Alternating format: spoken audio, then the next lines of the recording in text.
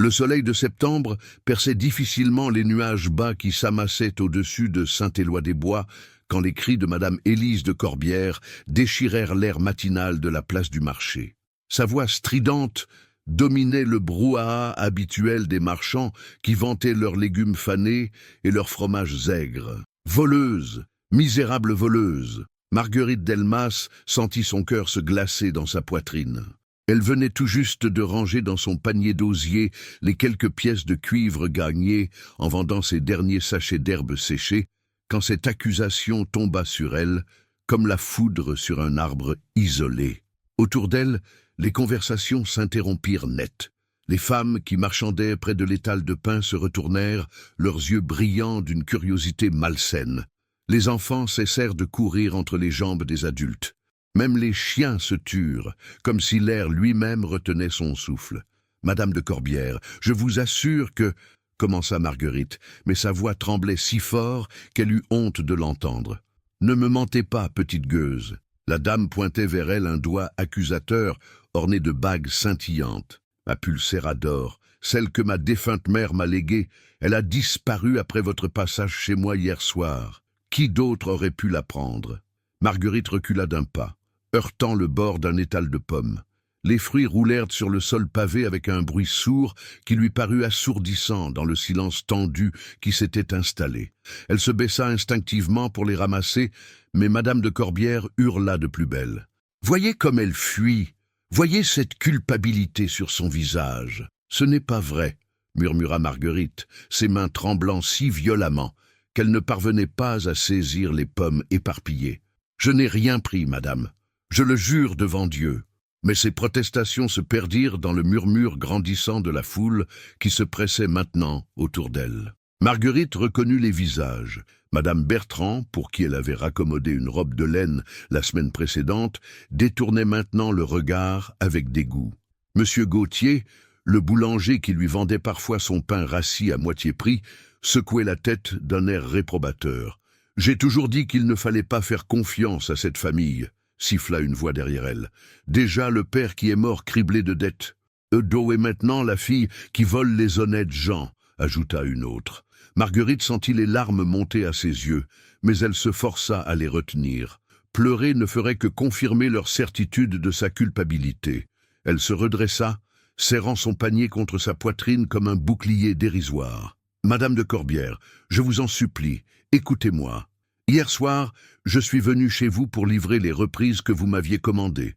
Je suis resté dans l'antichambre. Je n'ai même pas pénétré dans vos appartements privés. Comment aurais-je pu… » Mensonge. La dame s'approcha d'elle, ses joues rougies par la colère. « Vous avez profité d'un moment d'inattention pour vous glisser dans ma chambre. Cette pulséra était posée sur ma coiffeuse et maintenant elle n'y est plus. » Le cercle des badauds se resserrait autour de Marguerite. Elle reconnaissait dans leurs yeux cette lueur particulière, ce mélange de fascination et de cruauté que provoque toujours le spectacle de la chute d'autrui. Certains hochaient déjà la tête, convaincus. D'autres chuchotaient entre eux, alimentant les rumeurs qui couraient bientôt dans toute la vallée. « Où est le garde ?» clama Madame de Corbière en regardant autour d'elle. « Où est donc ce Jean-Baptiste quand on a besoin de lui? Cette fille doit être arrêtée sur le champ. » Marguerite entendit le bruit de bottes cloutées sur les pavés avant de voir apparaître la silhouette massive du garde local. Jean-Baptiste Morel était un homme dur, au visage buriné par le soleil et la méfiance. Il avait servi dans l'armée du roi avant de revenir au village, et il ne plaisantait jamais avec ce qu'il appelait l'ordre public. « Qu'est-ce qui se passe ici ?» demanda-t-il d'une voix grave qui fit tressaillir Marguerite. « Cette fille a volé ma pulséra d'or !» s'exclama Madame de Corbière, pointant Marguerite du doigt comme si elle désignait un animal dangereux. « Je l'accuse formellement de vol !»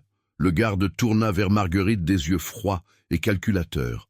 Elle sentit ses jambes se dérober sous elle, mais parvint à rester debout, accrochée à son panier comme à une bouée. « Oh, c'est faux !» dit-elle dans un souffle. « Je n'ai rien pris, je n'ai jamais rien volé de ma vie. » Jean-Baptiste s'approcha d'elle, et Marguerite sentit l'odeur de cuir et de vin aigre qui émanait de ses vêtements. Il la toisa de haut en bas, et elle eut l'impression qu'il la jaugeait, qu'il pesait ses chances d'innocence face à celles de sa culpabilité. « Les preuves ?» demanda-t-il à madame de Corbière. Elle était la seule personne à avoir pénétré dans ma demeure hier soir. Et ce matin, ma pulséra a disparu. Que faut-il de plus comme preuve? Le garde hocha lentement la tête, et Marguerite comprit avec horreur qu'il était déjà convaincu. Dans un village comme Saint-Éloi-des-Bois, la parole d'une dame de la petite noblesse valait infiniment plus que celle d'une fille de savetier orpheline et endettée. « Marguerite Delmas », dit Jean-Baptiste en posant une main lourde sur son épaule, « je vous arrête au nom de monsieur l'intendant pour vol domestique. » La main du garde se referma sur l'épaule de Marguerite comme un étau de fer. Elle sentit ses forces l'abandonner, ses genoux fléchir sous le poids de l'injustice qui s'abattait sur elle.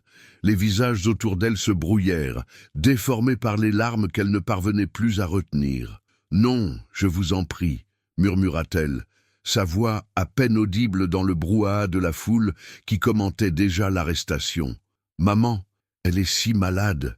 Qui va s'occuper d'elle si... » « Il fallait y penser avant de voler, » gronda Jean-Baptiste en resserrant sa prise. « Allez, en route vers la maison commune. Monsieur l'intendant décidera de votre sort. » Marguerite vacilla, son panier d'osier tombant à ses pieds et répandant ses maigres affaires sur les pavés humides. Quelques pièces de cuivre roulèrent entre les jambes des badauds, qui ne se donnèrent même pas la peine de les ramasser. L'argent d'une voleuse était peut-être maudit. C'est à cet instant précis qu'un bruit de sabots résonna sur la place, différent du piétinement habituel des chevaux de labour ou des ânes chargés de marchandises. Ces sabots-là claquaient avec une régularité militaire, accompagnés du tintement métallique d'éperons et de harnachements de qualité. La foule se retourna d'instinct, et un murmure d'étonnement parcourut l'assemblée. Un cavalier venait d'apparaître à l'entrée de la place du marché, monté sur un destrier bai dont la robe luisait comme du bronze poli. L'homme qui le montait portait un pourpoint de velours bleu sombre brodé d'or, et une cape courte flottait sur ses épaules. Mais ce qui frappa le plus Marguerite, malgré sa détresse, ce furent ses yeux. D'un gris profond, il balayait la scène avec une acuité qui ne laissait rien échapper. « Que se passe-t-il ici ?» demanda le cavalier d'une voix claire, qui porta jusqu'au fond de la place. Jean-Baptiste lâcha immédiatement l'épaule de Marguerite et se redressa, portant la main à son front dans un salut militaire approximatif. « Monseigneur le prince Louis-Antoine » bégaya-t-il, « nous ne vous attendions pas si tôt. »« J'ai chevauché toute la nuit depuis Reims » répondit le prince, en mettant pied à terre avec une grâce naturelle. « Les routes étaient bonnes et j'étais impatient de voir l'état des récoltes dans cette région, mais vous n'avez pas répondu à ma question. Que se passe-t-il ici ?» Madame de Corbière s'avança alors, rajustant précipitamment sa coiffe et lissant sa robe comme si elle se préparait à une présentation à la cour. « Monseigneur, dit-elle en esquissant une révérence maladroite, nous venons de démasquer une voleuse. Cette fille, elle désigna Marguerite d'un geste théâtral, a pénétré dans ma demeure hier soir et dérobé une pulséra d'or d'une valeur considérable. Une relique de famille, monseigneur. » Le prince Louis-Antoine tourna son regard vers Marguerite, qui se tenait maintenant seule au centre du cercle, abandonnée par le garde qui s'était reculé respectueusement. Elle sentit ses yeux gris la scruter, mais contrairement aux regards accusateurs ou curieux qui l'entouraient, celui-ci semblait chercher quelque chose de plus profond que la culpabilité ou l'innocence apparente. « Comment vous appelez-vous » demanda-t-il d'une voix plus douce. « Marguerite Delmas, monseigneur, » répondit-elle en tentant une révérence malgré ses jambes tremblantes. « Fille de feu Étienne Delmas, le savetier. Et niez-vous cette accusation ?» Marguerite releva la tête, et pour la première fois depuis le début de ce cauchemar, elle sentit qu'on lui offrait une chance de vraiment parler, d'être entendue. « Je la nie de toute mon âme, monseigneur. Je n'ai jamais rien volé. Hier soir, je me suis rendu chez madame de Corbière pour lui livrer des reprises qu'elle m'avait commandées. Je suis resté dans l'antichambre le temps qu'elle vérifie mon travail et me paye. Puis je suis reparti directement chez moi pour soigner ma mère qui est alitée depuis des mois. »« Mensonge !» s'écria madame de Corbière. « Elle ment, monseigneur. Cette fille est une roturière sans honneur, comme son père qui est mort en nous devant encore de l'argent. » Un silence tendu s'installa sur la place. Marguerite vit passer une ombre sur le visage du prince, et elle comprit qu'il pesait non seulement ses paroles, mais aussi celles de son accusatrice. « Madame de Corbière, dit-il finalement, avez-vous des témoins de ce vol prétendu? Quelqu'un a-t-il vu cette demoiselle pénétrer dans votre chambre ou manipuler vos bijoux ?» La dame hésita, et Marguerite sentit un mince espoir naître dans son cœur. « Non, mais qui d'autre aurait pu? Elle était la seule. » « Qui d'autre avait accès à votre demeure hier soir ?» insista le prince. « Vos domestiques, d'autres visiteurs. »« Mes domestiques sont au-dessus de tout soupçon, » protesta madame de Corbière, mais sa voix avait perdu de sa superbe. « Et je n'ai reçu personne d'autre. » Le prince Louis-Antoine fit quelques pas autour de Marguerite, l'observant avec attention. Elle se força à soutenir son regard, malgré l'intimidation que représentait ce personnage si au-dessus de sa condition. « Garde, dit-il finalement en s'adressant à Jean-Baptiste, cette accusation repose uniquement sur des présomptions. Aucune preuve matérielle n'a été présentée. Aucun témoignage direct n'établit la culpabilité de cette jeune femme. Mais monseigneur, commença madame de Corbière. Je n'ai pas terminé, coupa le prince d'un ton qui fit taire instantanément la dame. En tant que représentant de Sa Majesté dans cette région, je décrète que cette arrestation est suspendue jusqu'à ce que des preuves concrètes soient apportées. Un murmure de stupéfaction parcourut la foule. Jean-Baptiste ouvrit la bouche, mais aucun son n'en sortit. Madame de Corbière était devenue livide. « Monseigneur, bredouilla-t-elle, cette décision, elle remet en question ma parole, mon honneur, votre honneur, madame, sera d'autant mieux préservé que la vérité sera établie avec certitude, » répondit le prince avec un sourire qui n'atteignait pas ses yeux. « Quant à vous, mademoiselle Delmas, » il se tourna vers Marguerite, « vous êtes libre, mais je vous conseille de rester à disposition si de nouvelles informations devaient apparaître. » Marguerite sentit ses jambes se dérober sous elle, cette fois de soulagement. Elle esquissa une révérence profonde, les larmes coulant librement sur ses joues. « Merci, monseigneur, merci du fond du cœur. » Mais alors qu'elle se baissait pour ramasser son panier, elle entendit les premiers murmures hostiles s'élever autour d'elle. Protection de nobles, passe-droit, elles s'entirent trop facilement. Les murmures suivirent Marguerite bien au-delà de la place du marché. Chaque pas qu'elle faisait sur le sentier caillouteux qui menait à sa cabane lui semblait résonner comme un aveu de culpabilité aux oreilles de ceux qui l'observaient depuis leurs fenêtres. Les volets se fermaient précipitamment à son passage, mais elle savait qu'on l'épiait encore, qu'on chuchotait déjà sur son compte dans les chaumières. Libre grâce au prince. Qui sait ce qu'elle lui a promis en échange? Une fille comme ça, capable de tout. Ces phrases sifflaient dans l'air humide de septembre comme autant de flèches empoisonnées. Marguerite serrait son panier contre sa poitrine, ses maigres possessions rassemblées à la hâte après l'intervention du prince.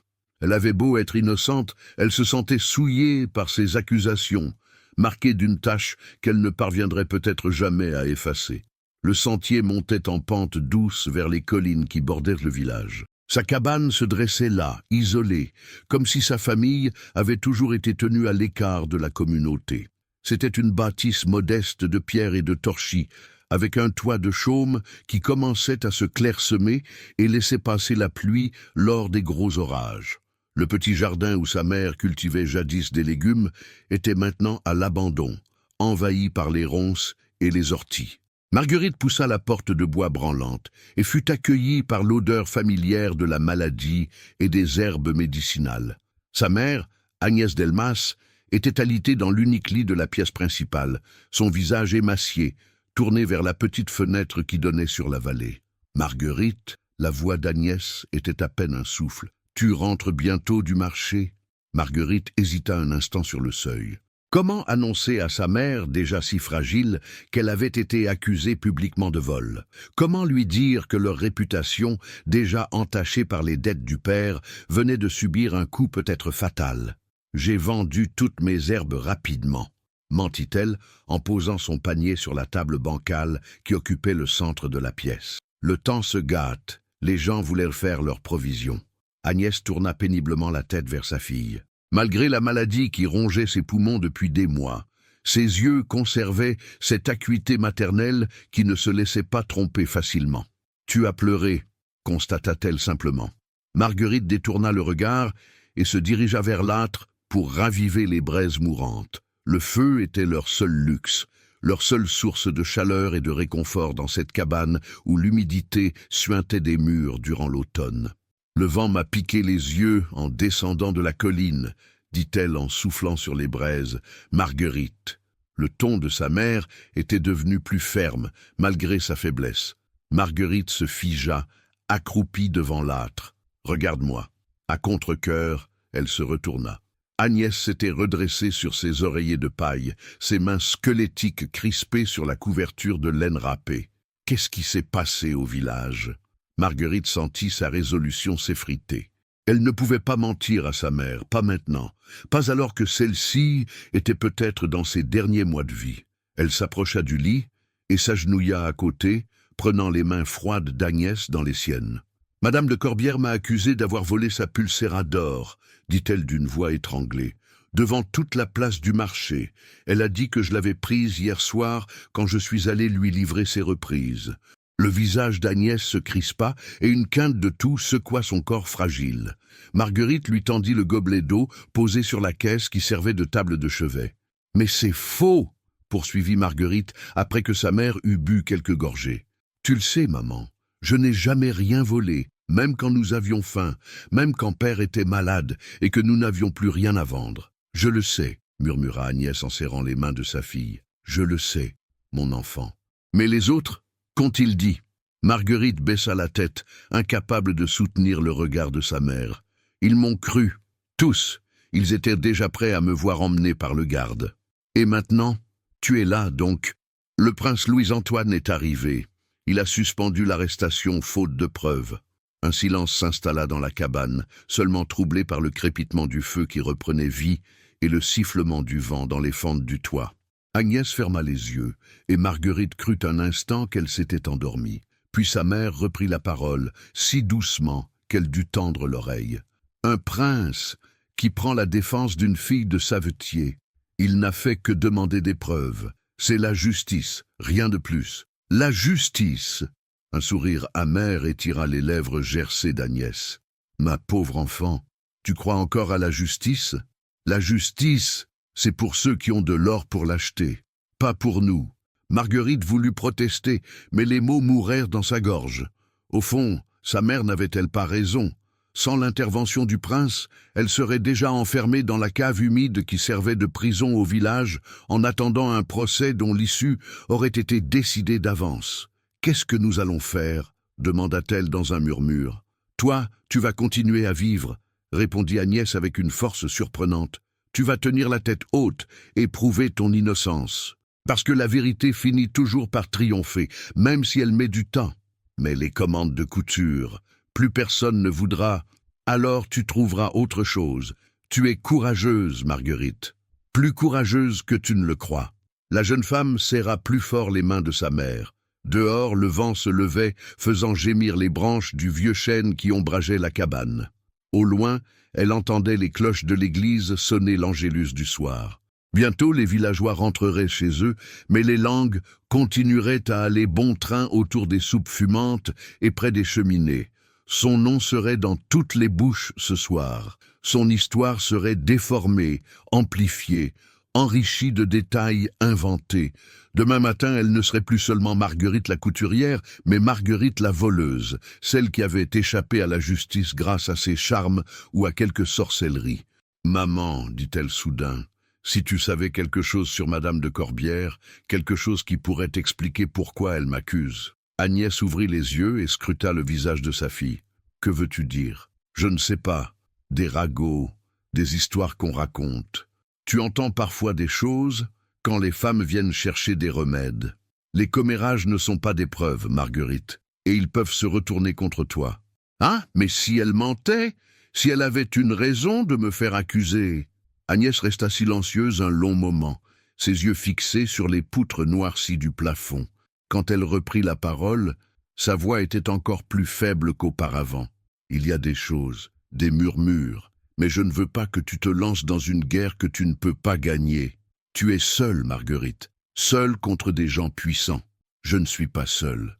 Tu es là. Un sourire douloureux éclaira le visage d'Agnès.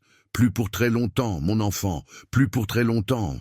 L'aube du lendemain se leva dans un ciel plombé, annonçant une journée maussade qui s'accordait parfaitement à l'humeur de Marguerite. Elle s'était levée avant le chant du coq, incapable de trouver le sommeil sur sa paillasse près de l'âtre.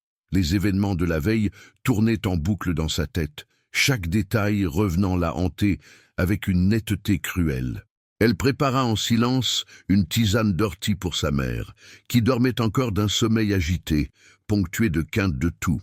Les herbes séchées pendaient en bouquets aux poutres du plafond, dernier vestige de sa petite activité de guérisseuse de village. Mais qui viendrait encore chercher des remèdes chez une femme accusée de vol? Un coup timide frappé à la porte la fit sursauter. Elle hésita un instant. Qui pouvait bien venir si tôt? Puis alla ouvrir prudemment. Sur le seuil se tenait Marie-Jeanne Roussel, la femme du meunier, tenant nerveusement un panier d'osier contre sa poitrine. C'était une femme d'une quarantaine d'années, au visage buriné par le travail et les soucis. Mais ses yeux exprimaient une bonté naturelle qui avait toujours réconforté Marguerite. « Marie-Jeanne !» s'exclama doucement cette dernière, surprise de cette visite matinale. « Ah, Marguerite, ma pauvre enfant !» murmura la meunière en jetant des regards inquiets autour d'elle, comme si elle craignait d'être espionnée. « Je ne pouvais pas rester chez moi sans venir te voir après ce qui s'est passé hier. » Elle entra rapidement dans la cabane, refermant la porte derrière elle avec soin. « Comment va ta mère ?» demanda-t-elle en apercevant la forme frêle d'Agnès dans le lit. « Elle dort encore. »« La nuit a été difficile, » répondit Marguerite en l'invitant à s'asseoir sur l'un des deux tabourets branlants qui entouraient la table. « Marie-Jeanne, tu n'aurais pas dû venir. Les gens vont jaser. Laisse-les jaser, » dit la meunière avec une véhémence qui surprit Marguerite. « Je te connais depuis que tu es haute comme 3 pommes. Jamais tu n'aurais volé quoi que ce soit. Jamais !» Elle posa son panier sur la table et en sortit un pain encore chaud, du fromage frais et quelques pommes. « Je ne peux pas accepter, » protesta Marguerite, émue aux larmes par cette générosité inattendue. « Tu peux et tu dois, » répliqua Marie-Jeanne fermement. « Tu crois que je ne sais pas que vous n'avez plus rien à manger, que les commandes de couture se sont arrêtées après les dettes de ton père ?» Marguerite baissa la tête, honteuse d'être si transparente dans sa pauvreté. « Et maintenant, avec cette histoire, » Marie-Jeanne secoua la tête avec dépit. « Cette Madame de Corbières et ses grands airs, si elle savait ce qu'on raconte sur elle et son mari. »« Qu'est-ce qu'on raconte ?» demanda Marguerite en relevant brusquement la tête. La meunière jeta un coup d'œil vers le lit où dormait Agnès, puis se pencha vers Marguerite et baissa la voix. « Mon Pierre, il va souvent à la ville pour vendre notre farine. Il fréquente les auberges où se retrouvent les marchands et les commis. Il paraît que monsieur de Corbières, comment dire, il aime trop les cartes et les dés. Il joue, plus que de raison à ce qu'on dit. Et il perd, beaucoup. Il y a des dettes, des créanciers qui commencent à s'impatienter. » Marguerite sentit son cœur s'accélérer. Une idée terrible et espoir à la fois prenait forme dans son esprit. « Tu crois que Madame de Corbières pourrait avoir vendu sa pulséra pour payer les dettes de jeu de son mari ?»« Je ne dis rien, » répondit précipitamment Marie-Jeanne. « Je ne fais que répéter ce qui se murmure. Mais si c'était le cas, accuser une innocente serait un moyen de détourner les soupçons, non ?» Cette possibilité frappa Marguerite comme un coup de tonnerre. Tout prenait soudain un sens différent. L'empressement de Madame de Corbières à l'accuser, l'absence de témoins, le fait qu'elle ait justement choisi la fille du savetier endetté, celle dont la parole ne pèserait jamais face à la sienne. « Mais comment le prouver ?» murmura-t-elle. « Je ne sais pas, ma pauvre enfant, mais méfie-toi, si cette femme est capable de t'accuser faussement, elle est capable de pire. » Marie-Jeanne se leva, ramassant son panier vide. « Je dois y aller avant que le village s'éveille complètement. Pierre ne sait pas que je suis venu et je préfère qu'il l'ignore pour l'instant. Tu comprends ?» Marguerite hocha la tête. Elle comprenait que même la bonté avait ses limites quand la survie économique d'une famille était en jeu. « Merci, Marie-Jeanne, pour tout. » La meunière lui serra brièvement la main. « Courage, ma fille. La vérité finira par éclater. Elle le fait toujours. » Après son départ, Marguerite resta assise à la table, fixant les provisions que son ami lui avait apportées. Son estomac criait famine, mais son esprit était ailleurs, occupé à assembler les pièces d'un puzzle qui commençait à prendre forme. Si Monsieur de Corbière avait vraiment des dettes de jeu, sa femme pouvait avoir été contrainte de vendre ses bijoux en secret. Mais comment avouer à la société locale qu'elle s'était défaite d'un héritage familial pour couvrir les vices de son époux? Il était tellement plus simple d'accuser une domestique, une fille sans défense. Marguerite, la voix faible de sa mère la tira de ses réflexions. Agnès s'était réveillée et tentait de s'asseoir dans son lit. J'ai entendu des voix. Marie-Jeanne est passée nous apporter de la nourriture, expliqua Marguerite en se levant pour aider sa mère. Cette brave femme, Agnès sourit faiblement.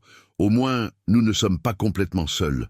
Marguerite aida sa mère à boire un peu de tisane et lui raconta la visite de Marie-Jeanne, ainsi que les rumeurs concernant les habitudes de jeu de Monsieur de Corbière. Cela expliquerait beaucoup de choses, admit Agnès après avoir écouté attentivement. Mais comment comptais-tu t'y prendre pour découvrir la vérité? Je ne sais pas encore. Peut-être pourrais-je me rendre en ville, essayer d'en apprendre davantage. Marguerite, le ton de sa mère était devenu grave. Je veux que tu m'écoutes bien. Ces gens-là, les de Corbière, ils ont du pouvoir, des relations. Si tu commences à fouiller dans leurs affaires, à poser des questions, ils peuvent te faire beaucoup de mal, plus que tu ne l'imagines. Mais si je ne fais rien, je resterai marqué à vie, plus personne ne voudra de mes services, nous mourrons de faim. Mieux vaut mourir de faim que de finir pendu pour diffamation, répliqua Agnès avec une lucidité douloureuse. Marguerite se tut, mais au fond d'elle-même, une résolution grandissait. Elle ne pouvait pas accepter de vivre le reste de sa vie sous le poids d'une accusation injuste. Il fallait qu'elle trouve un moyen de rétablir la vérité, quels que soient les risques. Dehors, elle entendait déjà les premiers bruits du village qui s'éveillait, les coqs qui chantaient, les portes qui s'ouvraient, les seaux qui s'entrechoquaient près du puits commun. Bientôt, les commères se retrouveraient pour leurs bavardages matinaux, et son nom reviendrait dans toutes les conversations. Mais aujourd'hui, pour la première fois depuis l'accusation, Marguerite ne se sentait plus complètement désarmée. Elle avait peut-être trouvé un fil à tirer, une piste à explorer. Il lui fallait maintenant le courage de s'y engager. Les jours qui suivirent, la visite de Marie-Jeanne, furent parmi les plus difficiles de la vie de Marguerite. Comme elle l'avait redouté, plus aucune commande de couture ne lui parvint. Les femmes qui avaient l'habitude de faire appel à ses services trouvaient soudain 1000 excuses pour éviter sa cabane. Même les plus pauvres, celles qui n'avaient pourtant pas grand-chose à perdre, préféraient raccommoder elles-mêmes leur harde plutôt que de faire appel aux mains de voleuses. L'argent se raréfiait dangereusement. Marguerite avait compté et recompté les quelques pièces de cuivre qui constituaient leur unique trésor. Il y en avait à peine assez pour acheter du pain pour une semaine. Après cela, elle préférait ne pas y penser. Elle essaya de vendre ses dernières herbes médicinales sur le marché, mais dès qu'elle apparaissait, un silence gêné s'installait autour d'elle. Les conversations reprenaient à voix basse dès qu'elle s'éloignait, et elle entendait parfois des bribes qui lui glaçaient le sang. Toujours su qu'elle finirait mal. Le sang ne ment pas, comme père, comme fille. Un matin, n'y tenant plus, elle se résolut à frapper à la porte de l'abbé Lemoine, le curé de Saint-Éloi-des-Bois. Si quelqu'un pouvait l'aider, c'était bien lui. L'homme de Dieu avait toujours montré de la bienveillance envers les déshérités, et sa parole avait du poids dans le village. Le presbytère était une bâtisse de pierre sobre, mais solide, qui jouxtait l'église. Marguerite frappa timidement à la porte de chêne et attendit, le cœur battant. Des pas lents résonnèrent à l'intérieur, puis la porte s'ouvrit sur la silhouette familière de l'abbé. Pierre Lemoine était un homme d'une 50aine d'années, au visage buriné par les années et les soucis pastoraux. Ses cheveux gris encadraient des yeux bleus d'une bonté profonde. Mais Marguerite y lut aujourd'hui une tristesse qui lui serra le cœur. « Marguerite, ma fille, » dit-il d'une voix douce, « entre, je t'attendais. » Elle le suivit dans son modeste bureau, où des livres saints s'entassaient sur une table de bois brut. L'abbé lui désigna une chaise et prit place en face d'elle. « Comment va ta mère » demanda-t-il. « De plus en plus faible, mon père. Je crains que... » Elle ne put terminer sa phrase, la gorge nouée par l'émotion. Dieu rappellera Agnès quand il le jugera bon, dit l'abbé avec compassion. Mais ce n'est pas pour cela que tu es venu me voir, n'est-ce pas? Marguerite secoua la tête et fondit en larmes, toute la tension accumulée depuis des jours s'évacuant d'un coup. Mon père, je suis innocente, je le jure devant Dieu, je n'ai jamais rien volé. Je le sais, mon enfant, répondit l'abbé en lui tendant un mouchoir de toile. Je te connais depuis ton baptême. Tu as toujours été d'une honnêteté scrupuleuse, même dans les moments les plus difficiles. Alors, pourquoi personne ne veut me croire? Pourquoi tout le monde me fuit comme si j'étais pestiféré? L'abbé soupira profondément et joignit les mains sur sa soutane noire.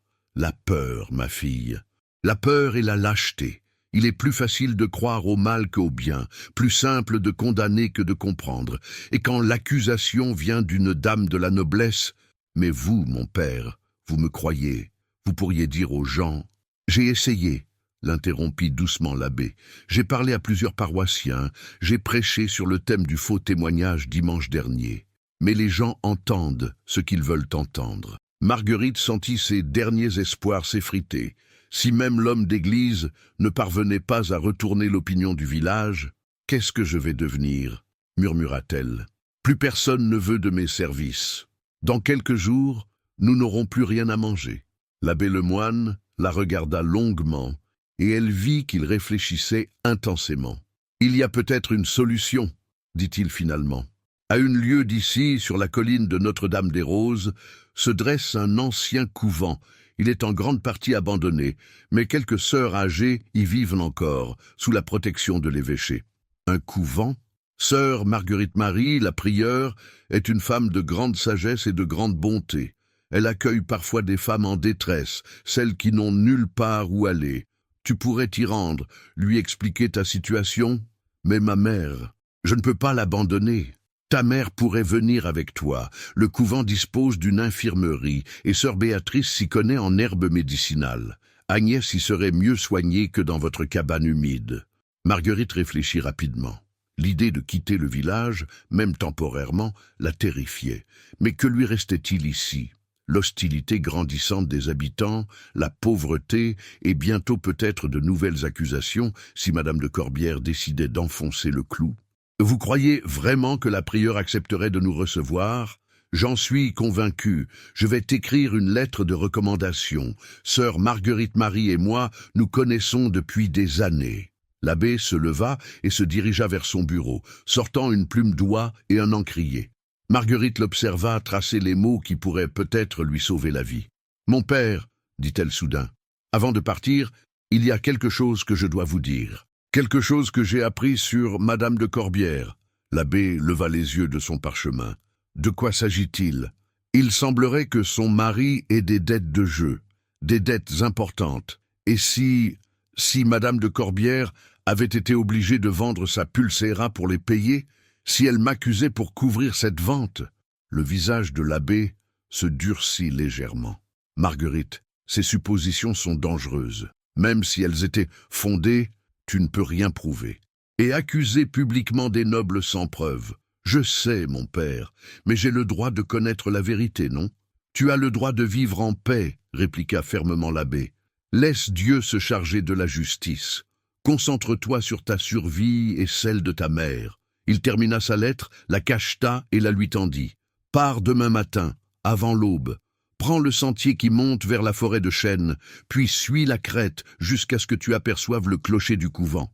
Et Marguerite, oui, mon père, une fois là-bas, oublie cette histoire d'accusation, recommence ta vie à zéro, c'est le seul moyen d'avoir une chance de bonheur. » Marguerite prit la lettre et la serra contre son cœur. C'était peut-être effectivement sa seule chance de s'en sortir, mais au fond d'elle-même, une petite voix rebelle murmurait qu'on ne pouvait pas construire un bonheur durable sur une injustice non réparée. « Merci, mon père, pour tout. Que Dieu te garde, ma fille, et qu'il guide tes pas vers la paix. » En sortant du presbytère, Marguerite croisa le regard de plusieurs villageois qui traînaient près de l'église. Elle vit leur chuchotement reprendre de plus belle et comprit qu'elle venait probablement de passer ses dernières heures à Saint-Éloi-des-Bois. Demain, elle et sa mère prendraient le chemin de l'exil. Peut-être était-ce mieux ainsi. Mais en marchant vers sa cabane, elle ne put s'empêcher de jeter un dernier regard vers la grande maison des de Corbière, avec ses volets peints et ses jardins bien entretenus. Quelque part derrière ces murs se cachait la vérité. Et même si elle devait fuir pour l'instant, elle se jura que cette vérité finirait par éclater au grand jour. L'aube se levait à peine quand Marguerite et sa mère quittèrent leur cabane, emportant leurs maigres possessions dans 2 baluchons de toile. Agnès, malgré sa faiblesse, avait insisté pour marcher elle-même autant que possible, refusant de se laisser porter comme un sac de grains, selon ses propres termes. Le sentier qui menait vers la colline de Notre-Dame-des-Roses était escarpé et caillouteux, bordé de ronces qui accrochaient leurs jupes à chaque pas. Marguerite soutenait sa mère d'un bras ferme, s'arrêtant fréquemment pour lui permettre de reprendre son souffle. Les quintes de toux d'Agnès résonnaient dans l'air matinal, effrayant les oiseaux qui s'envolaient des buissons avec des cris stridents. « Courage, maman !» murmurait Marguerite à chaque pause. « Nous y sommes presque. » Mais en réalité, elle n'en savait rien. L'abbé Lemoine avait parlé d'une lieue, mais le chemin leur semblait interminable. Le soleil montait dans le ciel, transformant la fraîcheur matinale en une chaleur étouffante qui rendait la marche encore plus pénible. Enfin, après ce qui leur parut des heures, elles aperçurent la silhouette du clocher à travers les branches des chênes centenaires. Le couvent de Notre-Dame-des-Roses se dressait sur un promontoire rocheux, ses murs de pierre blonde se détachant contre le ciel pâle. « Le voilà !» souffla Marguerite avec soulagement. Agnès leva les yeux vers les bâtiments qui se rapprochaient et esquissa un sourire fatigué. « Il est beau !» dit-elle simplement. Et il l'était vraiment. Contrairement à ce que Marguerite avait imaginé, le couvent n'était pas une ruine délabrée. Certes, certaines parties semblaient abandonnées, envahies par le lierre et les ronces, mais l'ensemble conservait une dignité sereine, une beauté austère qui inspirait le respect. Elles franchirent la porte cochère, une arche de pierre sculptée surmontée d'une statue de la Vierge à l'Enfant. Au-delà s'étendait une cour pavée, entourée de galeries à colonnes. Au centre, un puits ancien était orné d'une margelle finement ouvragée. L'ensemble respirait la paix et le recueillement. « Il y a quelqu'un » appela timidement Marguerite. Un bruit de pas résonna sous les galeries et une religieuse apparut, sortant de l'ombre d'un couloir voûté. C'était une femme d'âge mûr, au visage serein encadré par la coiffe blanche de son ordre. Ses yeux gris pétillaient d'une intelligence vive et un léger sourire étirait ses lèvres. « Soyez les bienvenues, mes filles » dit-elle d'une voix douce mais assurée. « Je suis sœur Marguerite Marie, la prieure de cette maison. Vous devez être Marguerite Delmas et sa mère Agnès. L'abbé Lemoine m'a fait prévenir de votre arrivée. » Marguerite eut un moment de surprise. Comment la nouvelle de leur venue était-elle parvenue si vite au couvent? « Mon père a envoyé un messager hier soir, » expliqua la prieure, comme si elle lisait dans ses pensées. Il craignait que le voyage ne soit difficile pour votre mère et voulait que nous soyons prêtes à vous accueillir. Elle s'approcha d'Agnès et l'examina d'un œil expert. « Vous êtes épuisée, ma pauvre enfant. Venez, nous allons vous installer à l'infirmerie. Sœur Béatrice s'occupera de vous. »« Ma révérende mère, » intervint Marguerite, « je ne sais comment vous remercier de votre bonté, mais nous n'avons pas les moyens de... »« Chut !» l'interrompit doucement la prieure. Nous ne demandons rien d'autre que la volonté de participer à la vie de notre communauté selon vos forces. Vous savez coudre, n'est-ce pas? Et vous vous connaissez en herbes médicinales? Oui, ma révérende mère. Alors vous serez les bienvenus. Nous avons toujours du travail pour des mains habiles et un cœur généreux. Elle les guida à travers les couloirs du couvent, leur montrant au passage la chapelle, le réfectoire, les ateliers. Partout régnait une atmosphère de sérénité laborieuse. Quelques sœurs âgées vaquaient à leurs occupations, saluant les nouvelles venues d'un signe de tête bienveillant. L'infirmerie était une vaste salle voûtée, éclairée par de hautes fenêtres. Une dizaine de lits s'alignaient le long des murs, la plupart inoccupés. Une religieuse d'une 60aine d'années, aux gestes précis et au regard perçant, s'affairait près d'une table couverte de fioles et de mortiers. « Sœur Béatrice » appela la prieure. « Voici Agnès Delmas, dont je vous ai parlé. » La sœur infirmière s'approcha et examina Agnès avec une attention professionnelle qui impressionna Marguerite. « Phtisie » diagnostiqua-t-elle sans détour.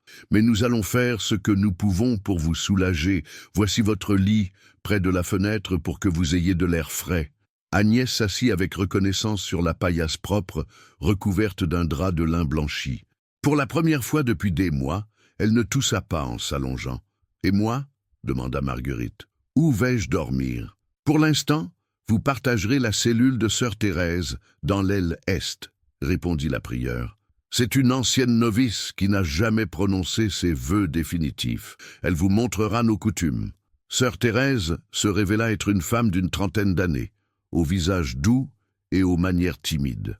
Elle accueillit Marguerite avec une gentillesse touchante, l'aidant à s'installer dans l'étroite cellule qu'elles allaient désormais partager. « Vous fuyez quelque chose ?»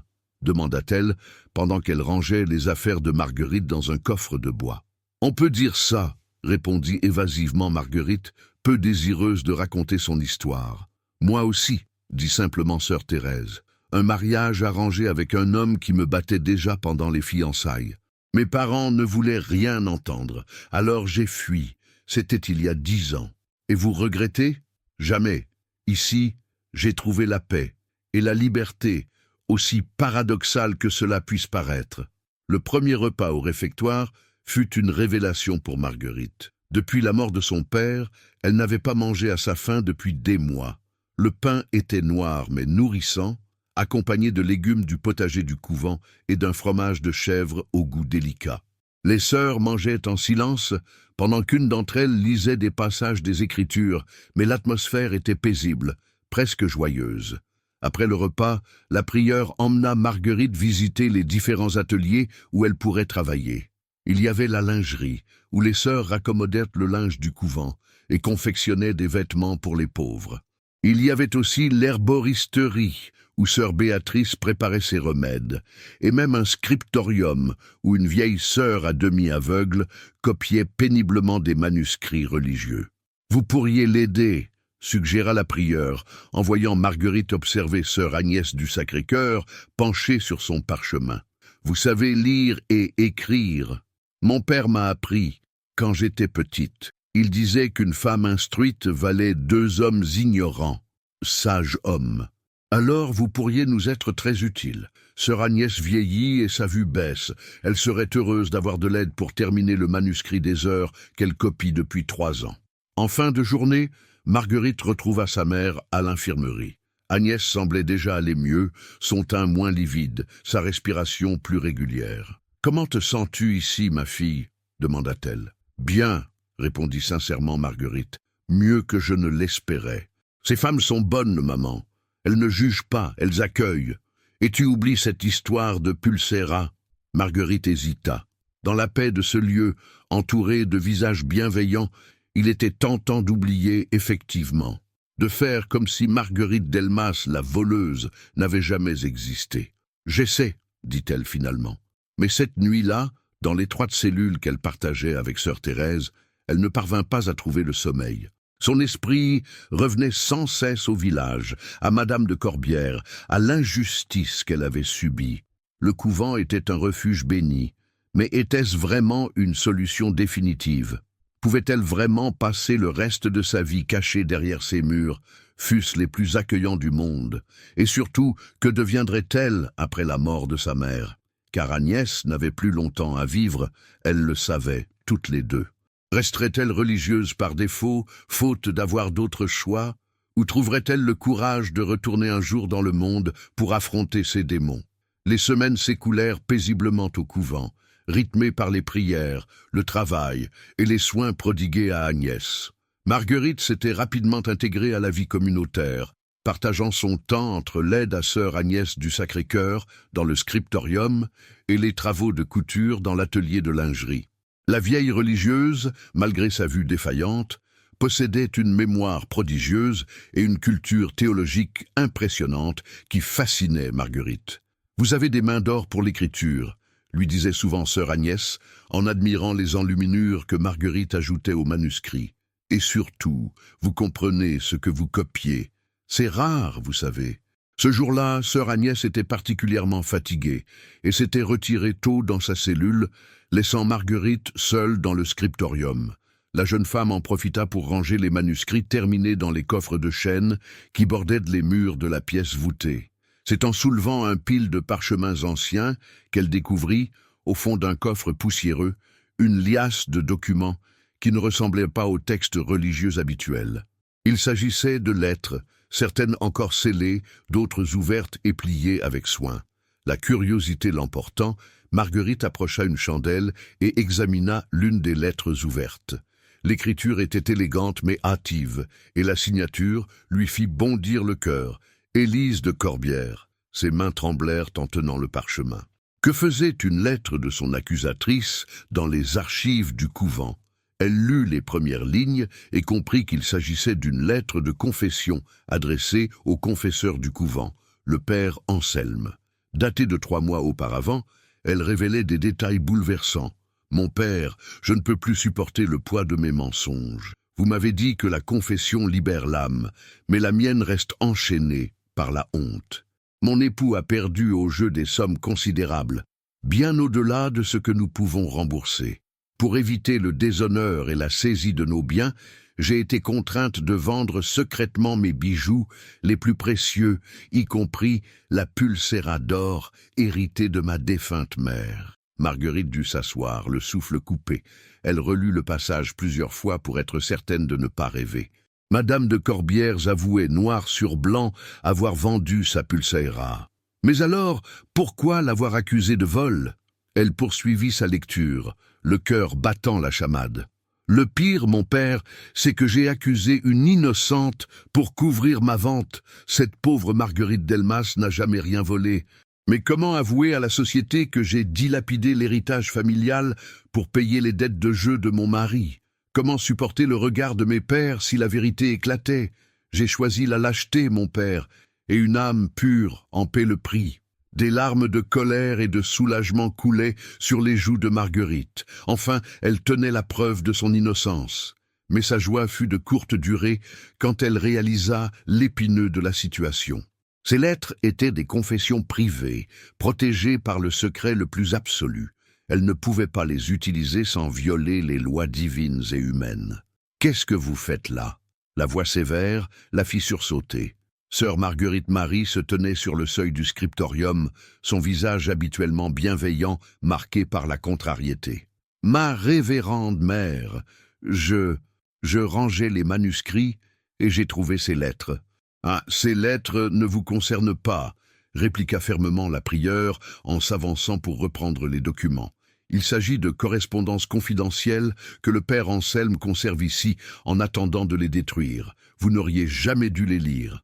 Mais ma révérende mère, cette lettre, elle prouve mon innocence. Madame de Corbière avoue qu'elle m'a accusé à tort. Le visage de la prieure s'adoucit légèrement, mais sa fermeté ne fléchit pas. Je sais, mon enfant. Le père Anselme m'a raconté le contenu de ses confessions après votre arrivée ici. C'est d'ailleurs en partie pour cela que nous vous avons accueillis si facilement. Vous saviez que j'étais innocente et vous ne m'avez rien dit. Que pouvions-nous dire? Ces lettres sont protégées par le secret de la confession.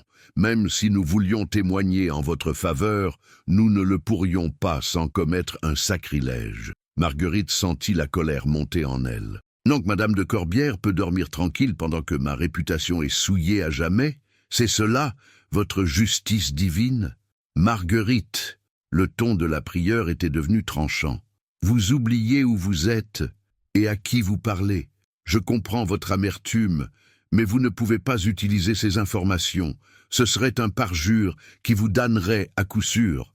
Et rester silencieuse face à l'injustice, ce n'est pas un péché. Dieu sait la vérité. Cela devrait vous suffire. Dieu sait la vérité, mais les hommes, eux, continuent de me traiter comme une voleuse.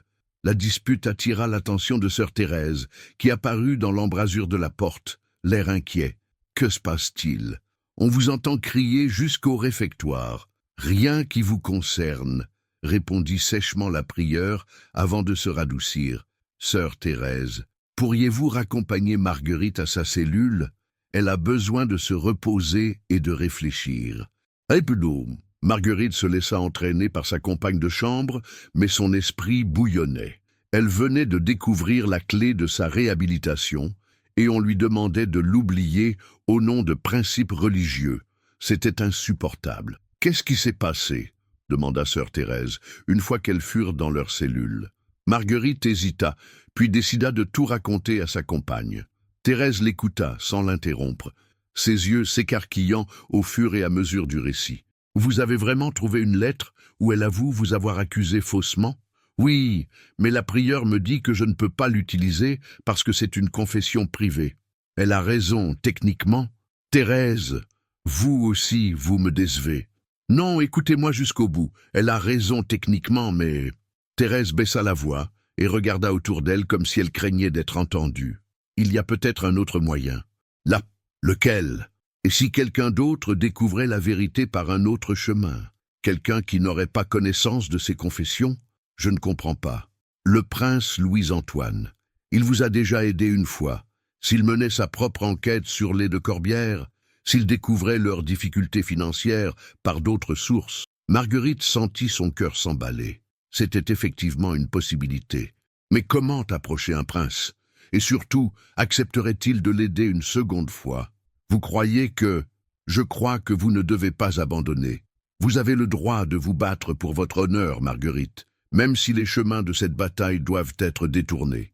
Cette nuit-là, Marguerite ne trouva pas le sommeil. Elle pesait le pour et le contre, imaginait 1000 scénarios, 1000 façons d'approcher le prince sans paraître indécente ou désespérée. Une chose était sûre, elle ne pouvait pas passer le reste de sa vie en fuyant la vérité. Au matin, sa décision était prise. Elle irait voir le prince Louis-Antoine et lui demanderait son aide, peu importaient les risques. Son honneur valait bien quelques dangers. Le lendemain matin, Marguerite se rendit à l'infirmerie pour annoncer à sa mère sa décision de retourner au village. Agnès l'écouta sans l'interrompre, ses yeux fiévreux fixés sur le visage déterminé de sa fille. « Tu es sûre de ce que tu fais ?» demanda-t-elle d'une voix affaiblie par une nuit de toux incessante. « Non, maman, mais je suis sûre que je ne peux pas continuer à fuir. Et si le prince refuse de t'aider, si Madame de Corbière apprend que tu enquêtes sur elle, alors j'aurai au moins essayé. Et toi, tu seras en sécurité ici, bien soignée par sœur Béatrice. » Agnès soupira et tendit une main tremblante vers sa fille. « Tu tiens de ton père, ma pauvre enfant. » Lui aussi préférait mourir debout que vivre à genoux. Et c'était un homme d'honneur, malgré ses dettes. « Oui, » murmura Agnès, les larmes aux yeux. « Oui, c'était un homme d'honneur. Va, ma fille, mais promets-moi de revenir. Promets-moi de ne pas te perdre dans cette quête de justice. »« Je te le promets, maman. » Marguerite embrassait le front brûlant de sa mère quand sœur Thérèse apparut dans l'infirmerie, portant un panier de provisions. « Pour votre voyage, » dit-elle simplement. « Et ceci... » Elle sortit de sa poche une bourse de cuir contenant quelques pièces d'argent. « Mes économies, prenez-les. Thérèse, je ne peux pas... » « Si, vous pouvez, et vous devez. Un prince ne reçoit pas une paysanne en haillons. Il faut que vous ayez l'air respectable. » Marguerite serra la bourse contre son cœur, émue aux larmes par tant de générosité. « Comment vous remercier ? En revenant victorieuse, et en n'oubliant jamais que vous avez des amis ici. » Une heure plus tard, Marguerite prenait la route qui descendait vers la vallée. Elle avait troqué sa robe de grosse toile contre une tenue plus décente que sœur Thérèse lui avait prêtée. Une robe de laine brune, propre et bien coupée, avec un tablier de lin blanc et une coiffe assortie. Dans son panier, elle emportait quelques provisions et surtout la lettre de recommandation de l'abbé Lemoine qu'elle avait gardée précieusement. Le trajet jusqu'au village lui parut interminable. À chaque détour du sentier, elle craignait de croiser quelqu'un qui la reconnaîtrait et alerterait tout Saint-Éloi-des-Bois de son retour. Mais la chance lui sourit. Elle ne rencontra que quelques paysans des hameaux voisins, qui la saluèrent poliment, sans la reconnaître. Arrivée aux abords du village, elle contourna les habitations pour se diriger directement vers la demeure que le prince avait réquisitionnée pour son séjour. Il s'agissait d'une grande maison bourgeoise, appartenant au notaire du village, Monsieur Dubois, qui avait été trop honoré de céder temporairement sa propriété à un membre de la famille royale. La maison se dressait à l'écart du centre du village, entourée d'un jardin bien entretenu et protégée par une grille de fer forgé. Devant l'entrée, 2 gardes en livrée montaient une faction qui témoignait de l'importance du personnage hébergé. Marguerite s'approcha timidement de la grille, son cœur battant si fort qu'elle craignait que les gardes ne l'entendent. « Que voulez-vous » demanda l'un d'eux, un homme au visage dur marqué par d'anciennes batailles. « Je souhaiterais solliciter une audience avec son Altesse, le prince Louis-Antoine, » balbutia Marguerite. Les deux gardes échangèrent un regard amusé. « Une audience » répéta le premier. « Vous savez qui vous demandez à voir, petite ?»« Oui, monsieur. Je sais que c'est inhabituel, mais j'ai des informations importantes concernant une affaire de justice locale. »« Des informations importantes » railla le second garde. « Et qui êtes-vous pour détenir de telles informations ?» Marguerite sentit ses joues s'empourprer, mais elle se força à garder la tête haute. « Je suis Marguerite Delmas, son Altesse me connaît. Elle est déjà intervenue dans une affaire me concernant il y a quelques semaines. » Les gardes se figèrent. Visiblement, ils se souvenaient de l'incident sur la place du marché. « Ah !» dit le premier d'un ton différent. « Vous êtes la fille accusée de vol, celle que le prince a empêchée d'être arrêtée injustement. » coupa fermement Marguerite. « Et j'aimerais lui parler d'éléments nouveaux concernant cette affaire. » Les gardes hésitèrent. Cette requête sortait de l'ordinaire, mais le prince avait déjà montré de l'intérêt pour cette histoire. « Attendez ici, » dit finalement le premier garde. « Je vais voir si son Altesse peut vous recevoir, mais ne vous faites pas d'illusions. Le prince a des occupations importantes. » L'attente qui suivit parut interminable à Marguerite. Elle faisait les 100 pas devant la grille, répétant mentalement ce qu'elle allait dire, comment elle allait présenter sa requête, sans paraître hystérique ou désespérée.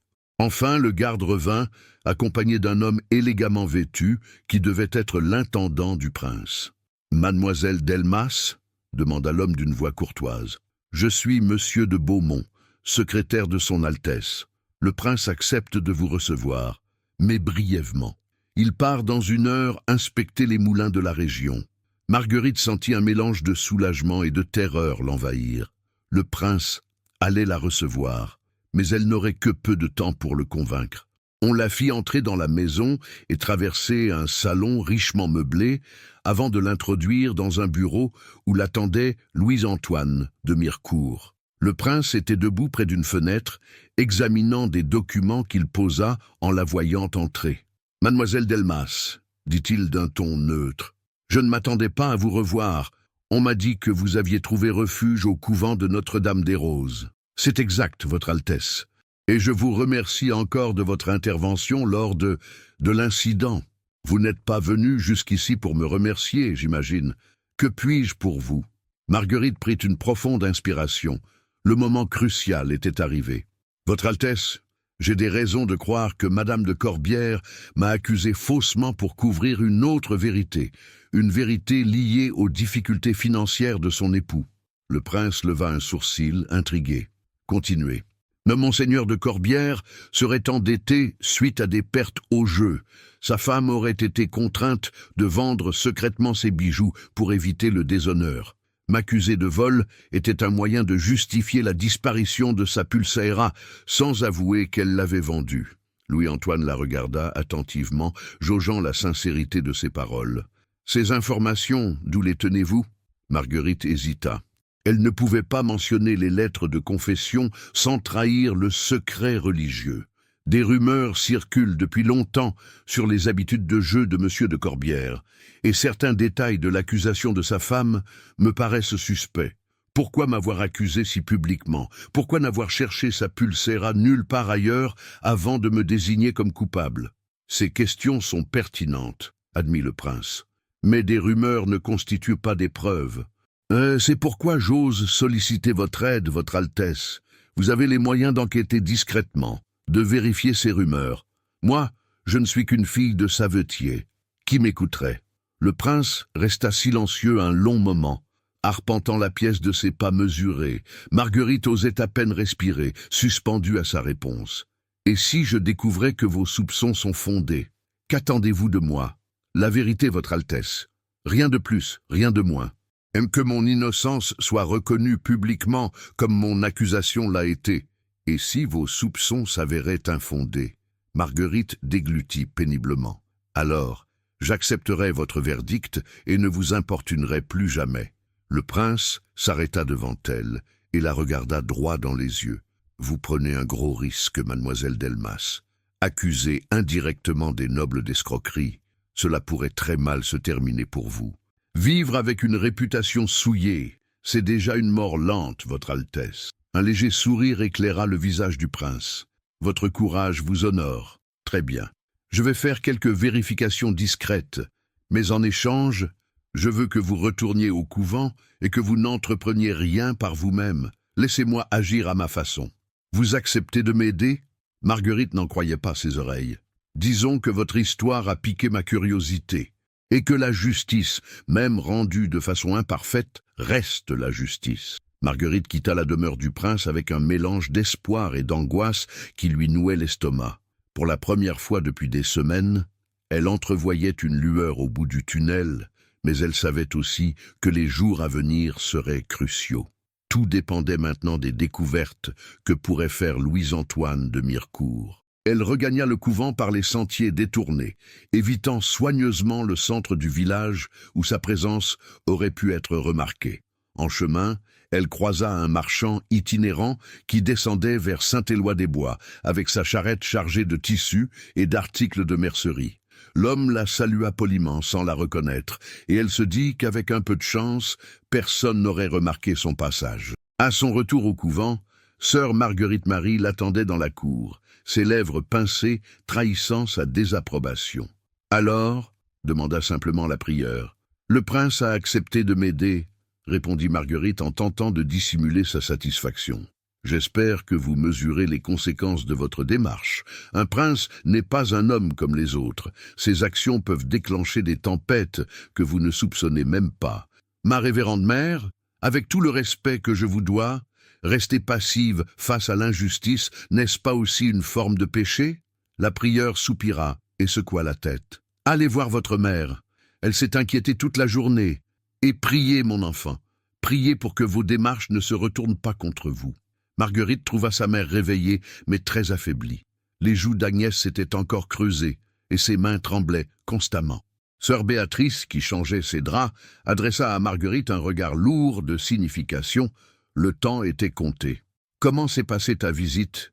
murmura Agnès en serrant faiblement la main de sa fille. « Bien, maman.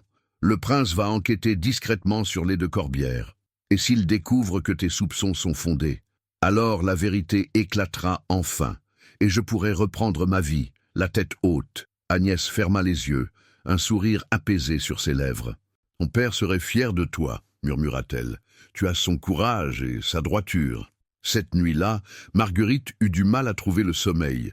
Son esprit ne cessait d'imaginer ce que le prince pourrait découvrir, comment il s'y prendrait pour enquêter sans éveiller les soupçons. Elle se tournait et se retournait sur sa paillasse, au point de réveiller sœur Thérèse. « Vous n'arrivez pas à dormir ?»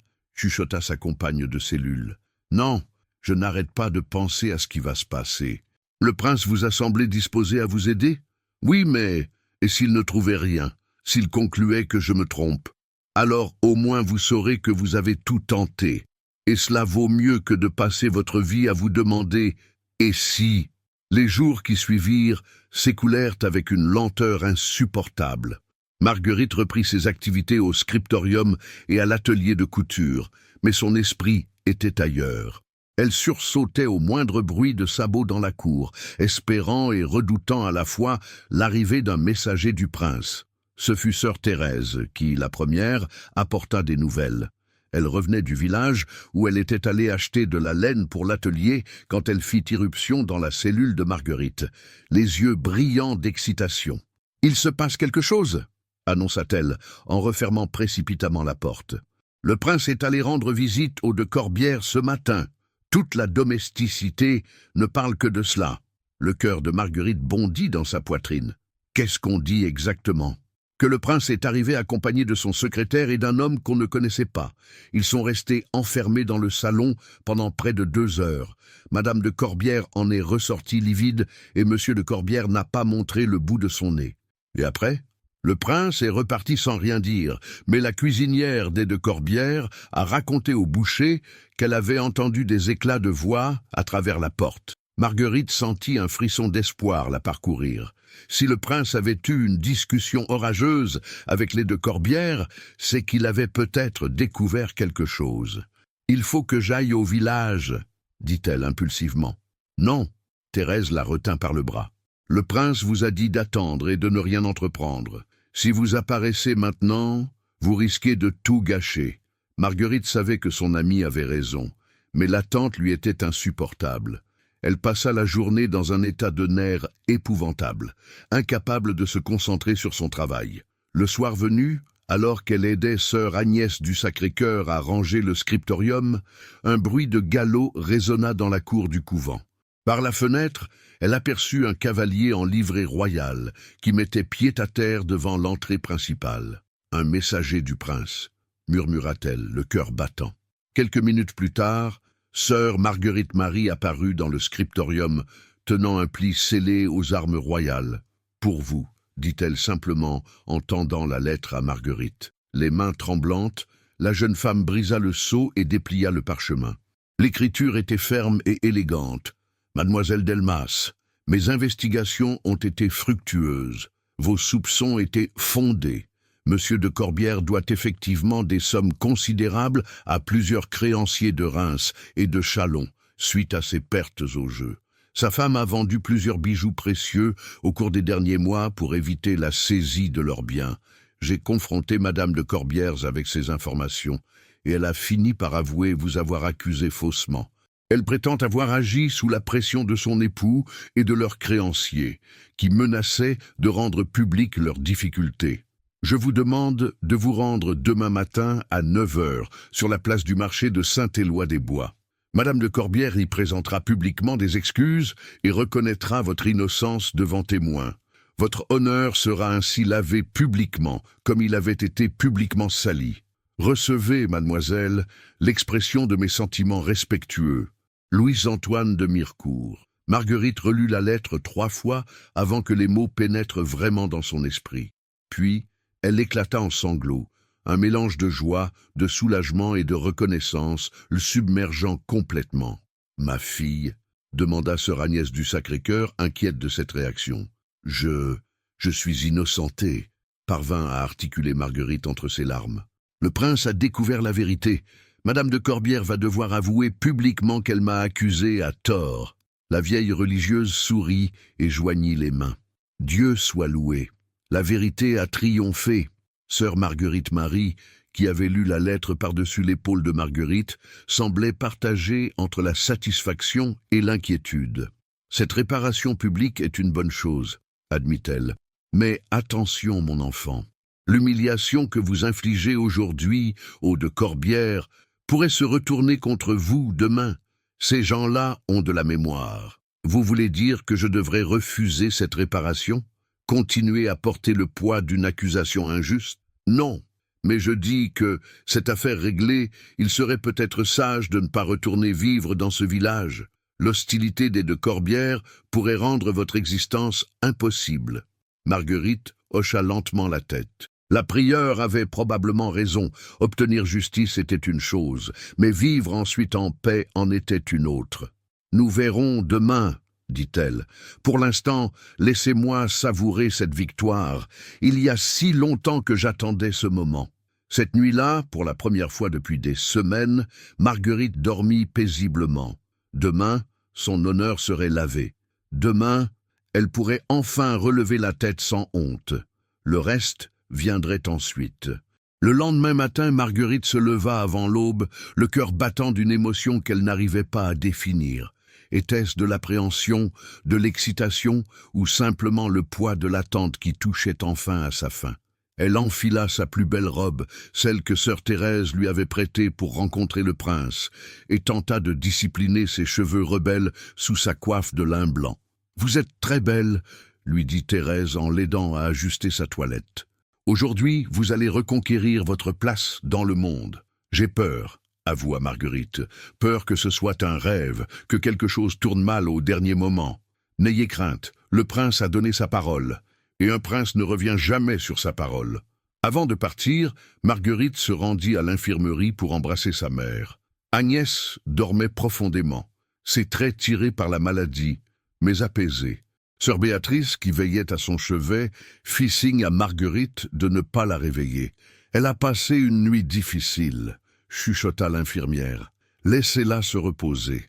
Quand elle se réveillera, je lui raconterai votre triomphe. » Marguerite déposa un baiser léger sur le front de sa mère et murmura « Aujourd'hui, papa et toi pourrez être fiers de moi. » Le trajet jusqu'au village lui sembla à la fois interminable et trop court. À mesure qu'elle approchait de Saint-Éloi-des-Bois, son cœur s'emballait. Dans quelques minutes, elle allait affronter les regards de tous ceux qui l'avaient jugée, condamnée, rejetée. Mais cette fois, la vérité serait de son côté. La place du marché était déjà animée malgré l'heure matinale. Les marchands installaient leurs étals, les ménagères faisaient leurs emplettes, les enfants couraient entre les charrettes. Mais Marguerite remarqua immédiatement une tension inhabituelle dans l'air. Les conversations semblaient plus feutrées, les regards plus furtifs. Visiblement, la nouvelle de ce qui allait se passer s'était répandue. Elle se dirigea vers le centre de la place, près de la fontaine où elle avait été accusée quelques semaines plus tôt. Les souvenirs de cette journée terrible lui revinrent en mémoire, mais cette fois, au lieu de l'accabler, il nourrissait sa détermination. Peu à peu, les villageois commencèrent à se rassembler autour d'elle, formant un cercle prudent. Elle reconnaissait tous ces visages. Madame Bertrand, qui l'évitait soigneusement du regard, Monsieur Gauthier le boulanger, qui semblait gêné, Jean-Baptiste le garde, qui se tenait en retrait avec une expression indéchiffrable. À 9 heures précises, le prince Louis-Antoine fit son apparition, accompagné de son secrétaire et de 2 gardes. Sa présence imposait instantanément le respect et le silence. Il se dirigea vers le centre de la place et fit un geste qui rassembla tous les regards sur lui. « Habitant de Saint-Éloi-des-Bois », commença-t-il d'une voix forte qui portait jusqu'au dernier rang. « Il y a quelques semaines, sur cette même place, une grave accusation a été portée contre mademoiselle Marguerite Delmas. Cette accusation a eu des conséquences importantes sur la vie de cette jeune femme et de sa famille. » Un murmure parcourut l'assemblée. Marguerite sentait tous les regards converger vers elle, mais cette fois, elle ne baissait pas la tête. « Cependant, » poursuivit le prince, « des investigations approfondies ont révélé que cette accusation était infondée. Mademoiselle Delmas n'a jamais commis le vol dont on l'accusait. » Le murmure se changea en rumeur plus forte. Certains villageois échangeaient des regards stupéfaits. D'autres semblaient embarrassés de leur propre comportement passé. « Madame de Corbière va maintenant s'expliquer devant vous tous, » annonça Louis-Antoine, en se tournant vers l'entrée de la place. Tous les yeux se dirigèrent vers l'endroit qu'il désignait. Madame Élise de Corbière apparut, escortée par son mari et le secrétaire du prince. Elle était vêtue de noir comme en deuil, et son visage habituellement hautain était décomposé par la honte et la colère contenue.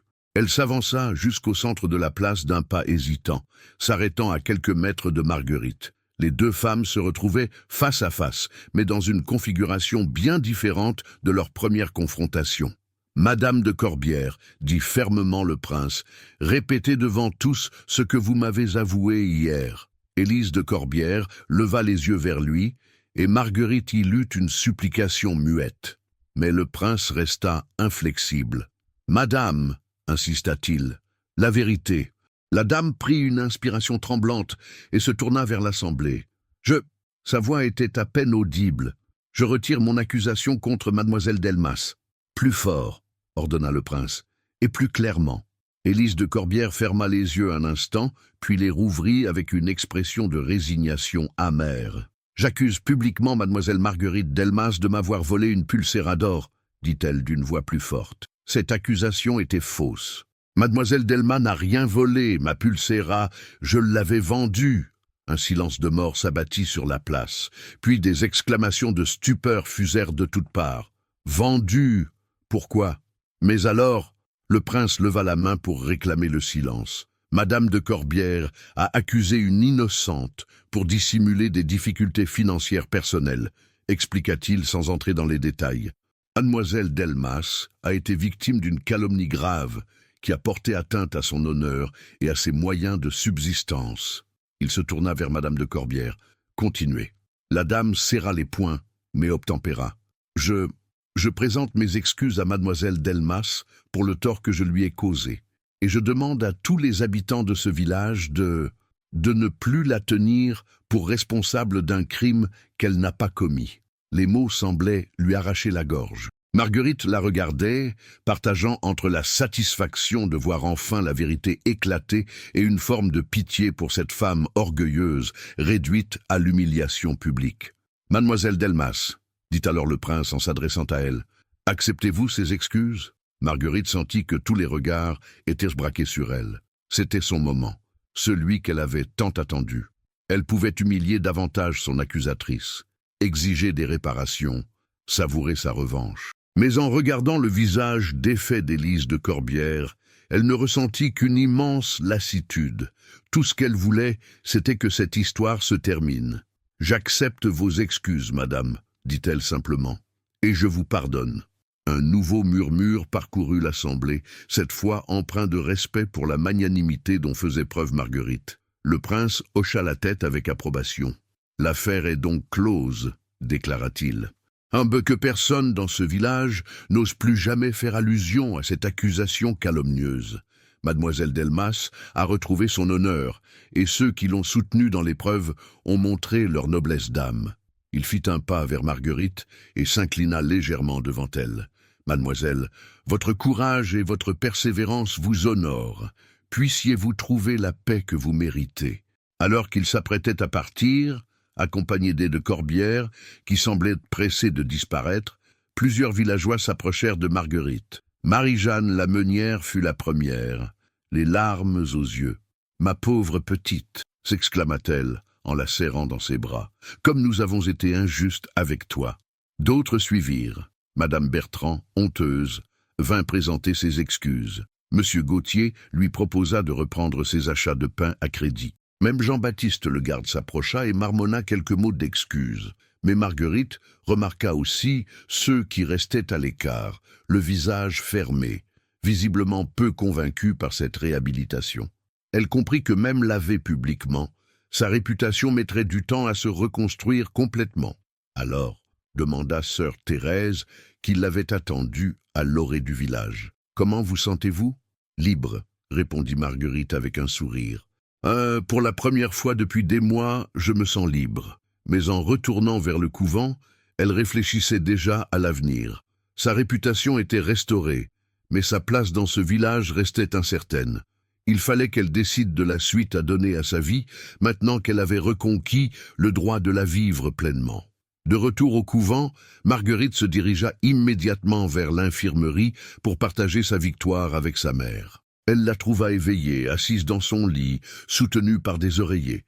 Agnès lui sourit faiblement, mais ses yeux brillaient d'une fierté immense. « Sœur Béatrice m'a tout raconté », murmura-t-elle en tendant ses mains tremblantes vers sa fille. « Tu as gagné, ma courageuse enfant. Tu as eu raison de te battre. »« Nous avons gagné, maman », corrigea Marguerite en s'asseyant au bord du lit. « C'est ton exemple de droiture qui m'a donné la force de ne jamais céder. » Agnès caressa doucement le visage de sa fille. « Et maintenant, que vas-tu faire de cette liberté retrouvée ?»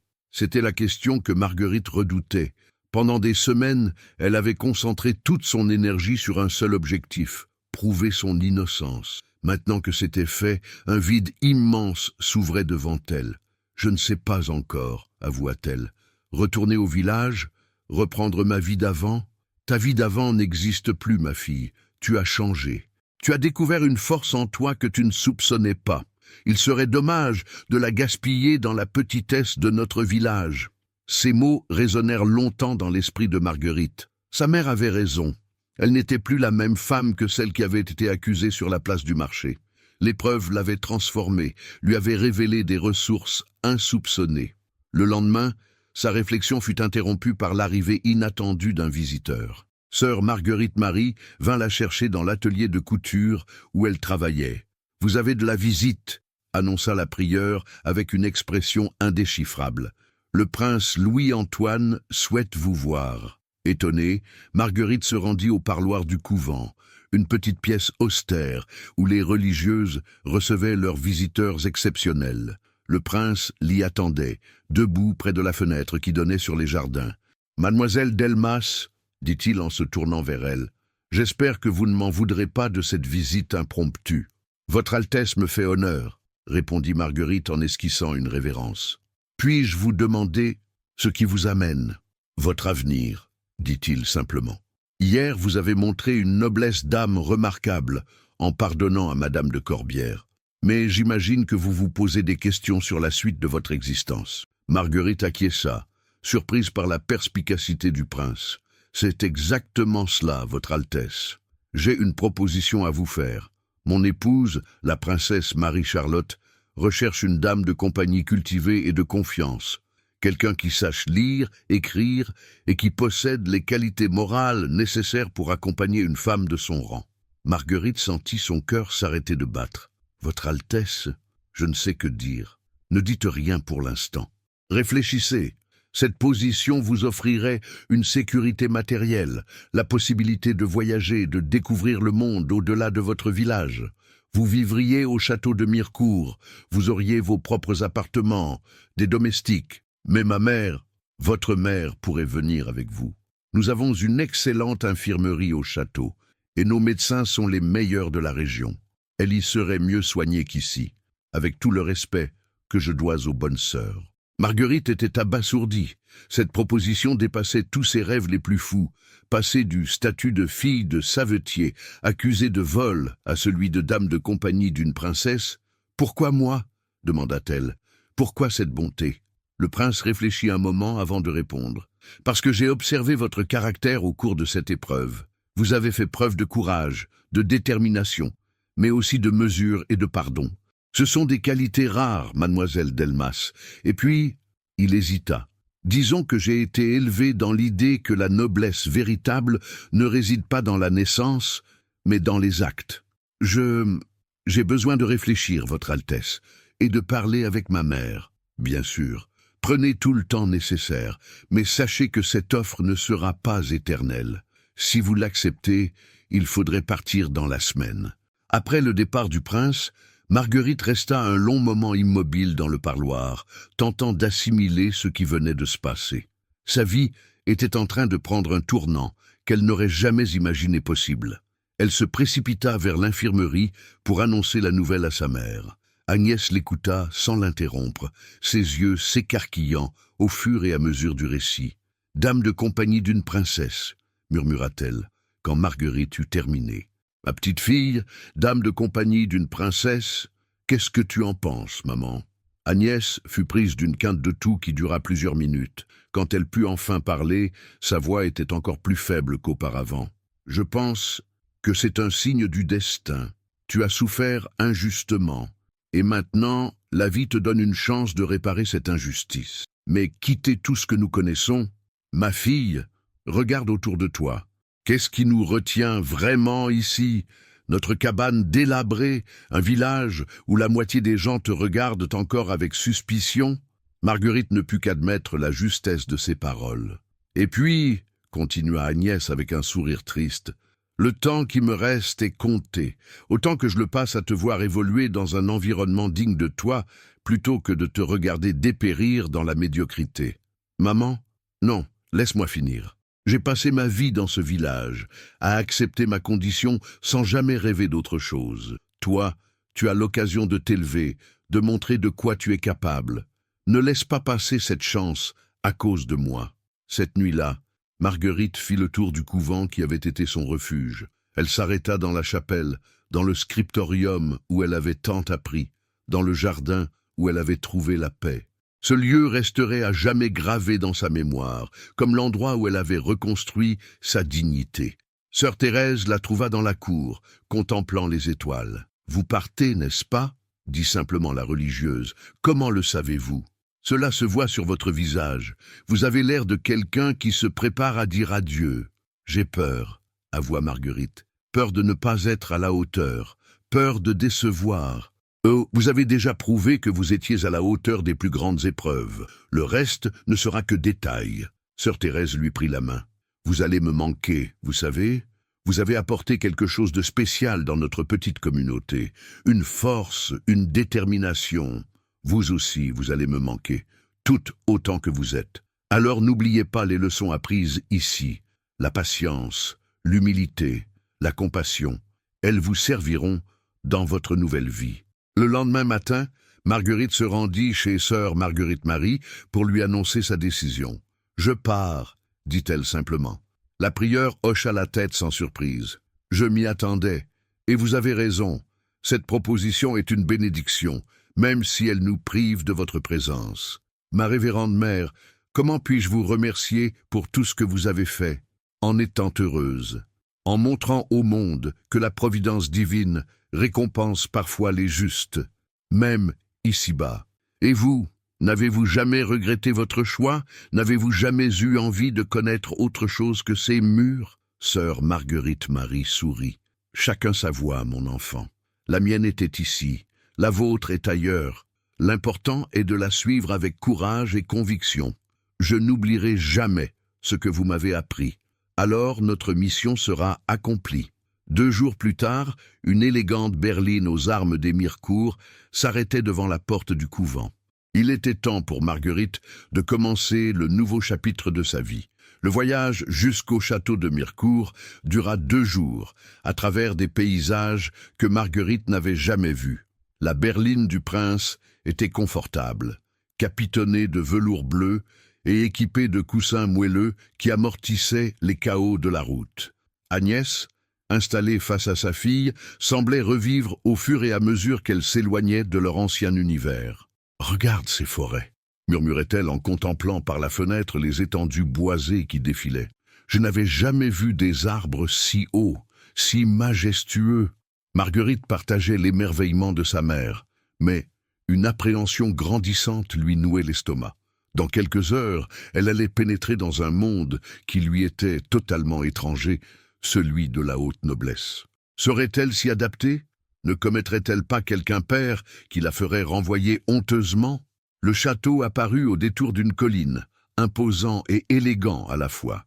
Contrairement aux forteresses médiévales austères que Marguerite avait vues dans les manuscrits enluminés, Mirecourt était un château de la Renaissance, aux lignes harmonieuses et aux fenêtres nombreuses qui captaient la lumière. Ses tours rondes s'élançaient vers le ciel comme des joyaux architecturaux, et ses jardins à la française s'étendaient à perte de vue. « Seigneur Dieu !» souffla Agnès. « C'est là que nous allons vivre ?» La berline franchit les grilles, gardées par des sentinelles en grande tenue, et s'engagea dans la cour d'honneur. Des domestiques en livrée attendaient déjà, alignés avec un protocole impressionnant. Marguerite sentit sa gorge se serrer. La portière s'ouvrit, et un homme d'âge mûr, vêtu avec une élégance sobre, s'inclina respectueusement. « Mademoiselle Delmas, je suis monsieur de Rougemont, l'intendant du château. Son Altesse la princesse vous attend avec impatience. » Il les aida à descendre de voiture, avec une courtoisie parfaite, puis désigna une femme d'une 50aine d'années, au maintien digne et au sourire bienveillant. « Madame de Belfond s'occupera de votre mère et l'installera dans ses appartements. Quant à vous, si vous voulez bien me suivre... » Marguerite eut juste le temps de serrer la main d'Agnès avant d'être séparée d'elle. Elle suivit l'intendant à travers des couloirs au plafond peint, ornés de tapisseries magnifiques et de meubles précieux. Tout respirait le raffinement et la richesse, mais sans ostentation vulgaire. « La princesse Marie-Charlotte vous recevra dans son salon privé, » expliqua M. de Rougemont en la guidant. « C'est une femme exceptionnelle, vous verrez. Cultivée, généreuse, mais qui attend de ses proches une parfaite discrétion et une loyauté absolue. » Il s'arrêta devant une porte au panneau sculpté et frappa discrètement. « Entrez !» répondit une voix claire et mélodieuse. Le salon dans lequel pénétra Marguerite était un bijou de décoration, tendu de soie bleue, meublé d'un secrétaire marqué et de bergères délicates, éclairées par de hautes fenêtres qui donnaient sur les jardins. Et au centre de ce décor raffiné se tenait la princesse Marie-Charlotte de Mirecourt. Elle était plus jeune que ne l'avait imaginé Marguerite, peut-être 35 ans, avec des cheveux châtains poudrés selon la mode, et des yeux noisettes d'une intelligence vive. Sa robe de soie abricot était d'une élégance parfaite sans être ostentatoire, et elle dégageait cette aisance naturelle que donne l'habitude du commandement. « Mademoiselle Delmas », dit-elle en se levant pour l'accueillir, « soyez la bienvenue au château de Mirecourt. Mon époux m'a raconté votre histoire, et j'avoue qu'elle m'a beaucoup touché. » Marguerite esquissa une révérence profonde. Votre Altesse me fait trop d'honneur. Je ne sais comment exprimer ma reconnaissance. En étant vous-même, tout simplement, coupa la princesse avec un sourire. Louis-Antoine m'a dit que vous étiez une femme de caractère et de culture. C'est exactement ce que je recherche.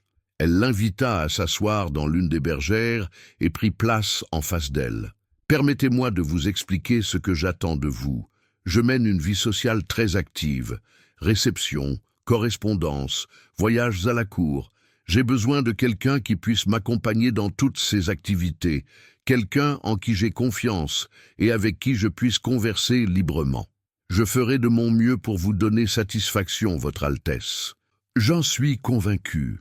Mais d'abord, il va falloir parfaire votre éducation. Oh! Elle leva la main devant l'expression inquiète de Marguerite. Ne craignez rien, vous avez déjà une excellente base. Louis-Antoine m'a dit que vous saviez parfaitement lire et écrire, que vous aviez travaillé sur des manuscrits, mais il vous faudra apprendre les usages de la cour, les règles du protocole, peut-être quelques notions de musique et de danse. J'apprendrai tout ce que Votre Altesse jugera nécessaire. Parfait. Madame de Montclair, ma gouvernante, se chargera de votre formation. C'est une femme exigeante mais juste. En attendant, laissez-moi vous montrer vos appartements. Elle se leva et guida Marguerite à travers de nouveaux couloirs, jusqu'à une suite de 3 pièces qui lui coupa le souffle. Il y avait un salon tendu de soie verte, une chambre avec un lit à baldaquin digne d'une duchesse et un cabinet de toilette avec une baignoire de marbre. C'est magnifique, balbutia Marguerite. Mais, Votre Altesse, n'est-ce pas trop beau pour une fille de savetier, acheva la princesse avec un sourire malicieux. Ma chère enfant, vous n'êtes plus la fille de savetier de Saint-Éloi-des-Bois. Vous êtes désormais dame de compagnie de la princesse de Mirecourt. Il faut que votre logement soit à la hauteur de cette fonction. Elle ouvrit une armoire et en sortit plusieurs robes somptueuses. Voici quelques tenues. Pour commencer, Madame de Montclair prendra vos mesures demain et commandera le reste de votre garde-robe. Marguerite caressa du bout des doigts une robe de soie bleu nuit brodée d'argent. Jamais elle n'avait touché un tissu si fin, si luxueux. Votre Altesse, comment pourrais-je jamais... En étant heureuse, répondit simplement la princesse, en profitant de cette chance que la vie vous offre, et en n'oubliant jamais d'où vous venez, car c'est cela qui fait votre prix. Elle se dirigea vers la porte, puis se retourna. « Ah, j'oubliais. Votre mère a été installée dans l'aile ouest, près de l'infirmerie. Notre médecin, le docteur Moreau, l'a déjà examinée. Il est optimiste. Avec les soins appropriés et le bon air du château, elle devrait retrouver un peu de force. » Une fois seule, Marguerite s'effondra dans l'un des fauteuils de son salon, submergée par l'émotion. En quelques semaines, sa vie avait basculé de l'enfer à un paradis qu'elle n'aurait jamais osé imaginer. Elle pensait à sa cabane délabrée, à ses robes rapiécées, à ces nuits où elle s'endormait, le ventre vide. Un coup discret frappé à la porte interrompit ses réflexions. Une jeune femme de chambre entra, portant un plateau garni de mets délicats. « De la part de son Altesse !»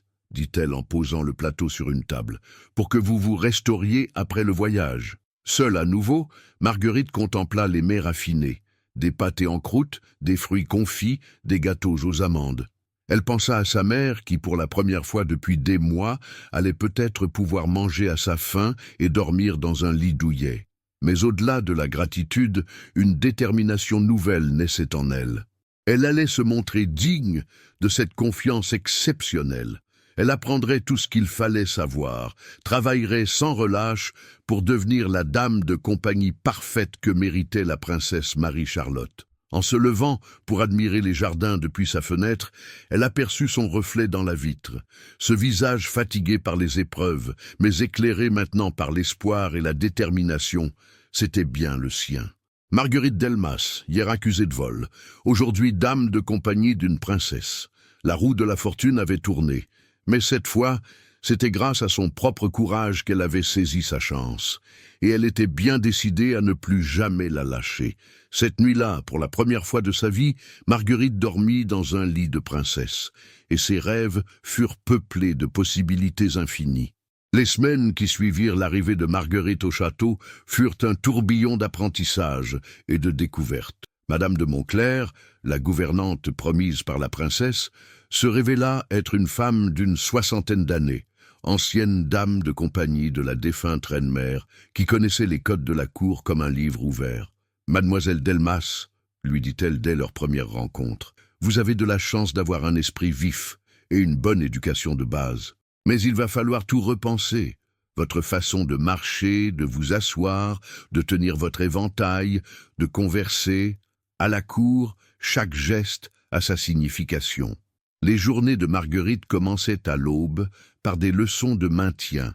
Madame de Montclerc lui apprenait à se déplacer avec grâce, un livre en équilibre sur la tête, à manier l'éventail pour exprimer différents sentiments, à faire la révérence selon le rang de ses interlocuteurs. Plus profonde pour un prince du sang, corrigeait-elle sans cesse, et gardez les yeux baissés. Une dame de compagnie ne fixe jamais un supérieur dans les yeux, sauf invitation expresse. Venaient ensuite les leçons de musique avec Monsieur Dufresne, un maître de clavecin parisien, au caractère fantasque, mais au talent indéniable. Marguerite découvrit qu'elle avait des dispositions naturelles pour la musique, ses doigts habitués au travail de précision, s'adaptant rapidement aux touches de l'instrument. « Remarquable !» s'exclamait le maître après quelques semaines. « Vous avez une sensibilité musicale exceptionnelle. Avec du travail, vous pourriez accompagner son Altesse dans ses soirées musicales. » Les après-midi étaient consacrés aux leçons de danse avec Monsieur de Valfleury, ancien danseur de l'opéra reconverti en maître de danse pour l'aristocratie. Il enseignait à Marguerite les figures complexes du menuet, de la sarabande et de la gavotte. « Légèreté, mademoiselle !» répétait-il en battant la mesure avec sa canne. Une dame de qualité ne danse pas, elle flotte. Mais ce qui passionnait le plus Marguerite, c'était les soirées passées avec la princesse Marie-Charlotte dans son salon privé. La princesse avait l'habitude de recevoir un cercle restreint d'intellectuels, d'artistes et d'érudits avec lesquels elle débattait de philosophie, de littérature et de science. « Marguerite, lui dit-elle un soir, approchez-vous et écoutez cette discussion. Monsieur de Fontenelle nous explique les dernières découvertes astronomiques. » C'est ainsi que Marguerite découvrit un monde intellectuel éblouissant. Elle apprit que la Terre tournait autour du Soleil, que des savants étudiaient les mouvements des planètes, que des philosophes remettaient en question les vérités établies. Sa curiosité naturelle, aiguisée par ses années de lecture au scriptorium, trouvait enfin un terrain d'épanouissement. « Vous avez des opinions très pertinentes », lui dit un soir le chevalier de Marivaux, un jeune philosophe ami de la princesse. « Pour quelqu'un qui n'a pas reçu l'éducation classique, vous montrez une compréhension remarquable des enjeux intellectuels de notre époque. » Marguerite rougit de plaisir, mais n'oublia pas les conseils de Madame de Montclerc sur l'humilité nécessaire à sa condition. « Monsieur le chevalier me fait trop d'honneur. Je ne fais qu'écouter et tenter de comprendre. C'est déjà beaucoup plus que ne font la plupart des courtisans, » répliqua le philosophe avec un sourire. Au fil des semaines, Marguerite sentait qu'elle trouvait sa place dans ce nouvel univers. La princesse semblait satisfaite de ses progrès et lui confiait de plus en plus de responsabilités. Trier sa correspondance, organiser ses rendez-vous, l'accompagner dans ses visites aux alentours du château. Mais c'est lors d'une visite à sa mère que Marguerite mesura véritablement le chemin parcouru. Agnès, installée dans une chambre confortable de l'infirmerie du château, avait retrouvé des couleurs et semblait aller mieux. « Ma fille, » dit-elle en la voyant entrer dans sa robe de soie bleue, coiffée selon la dernière mode, « je ne te reconnais plus, tu es devenue une vraie dame. Je suis toujours ta fille, maman, celle qui a grandi dans notre petite cabane. Oui, mais regarde-toi, ta façon de marcher, de parler, tu appartiens maintenant à ce monde, et j'en suis si fière. » Agnès prit les mains de sa fille et les examina. « Tes mains ne sont plus celles d'une couturière de village.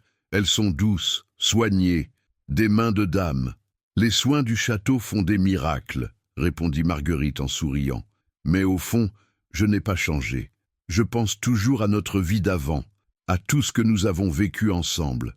Il le faut, ma fille, il ne faut jamais oublier d'où l'on vient, mais il ne faut pas non plus se priver de ce que la vie nous offre quand elle se montre généreuse. » Un matin de novembre, la princesse convoqua Marguerite dans son bureau.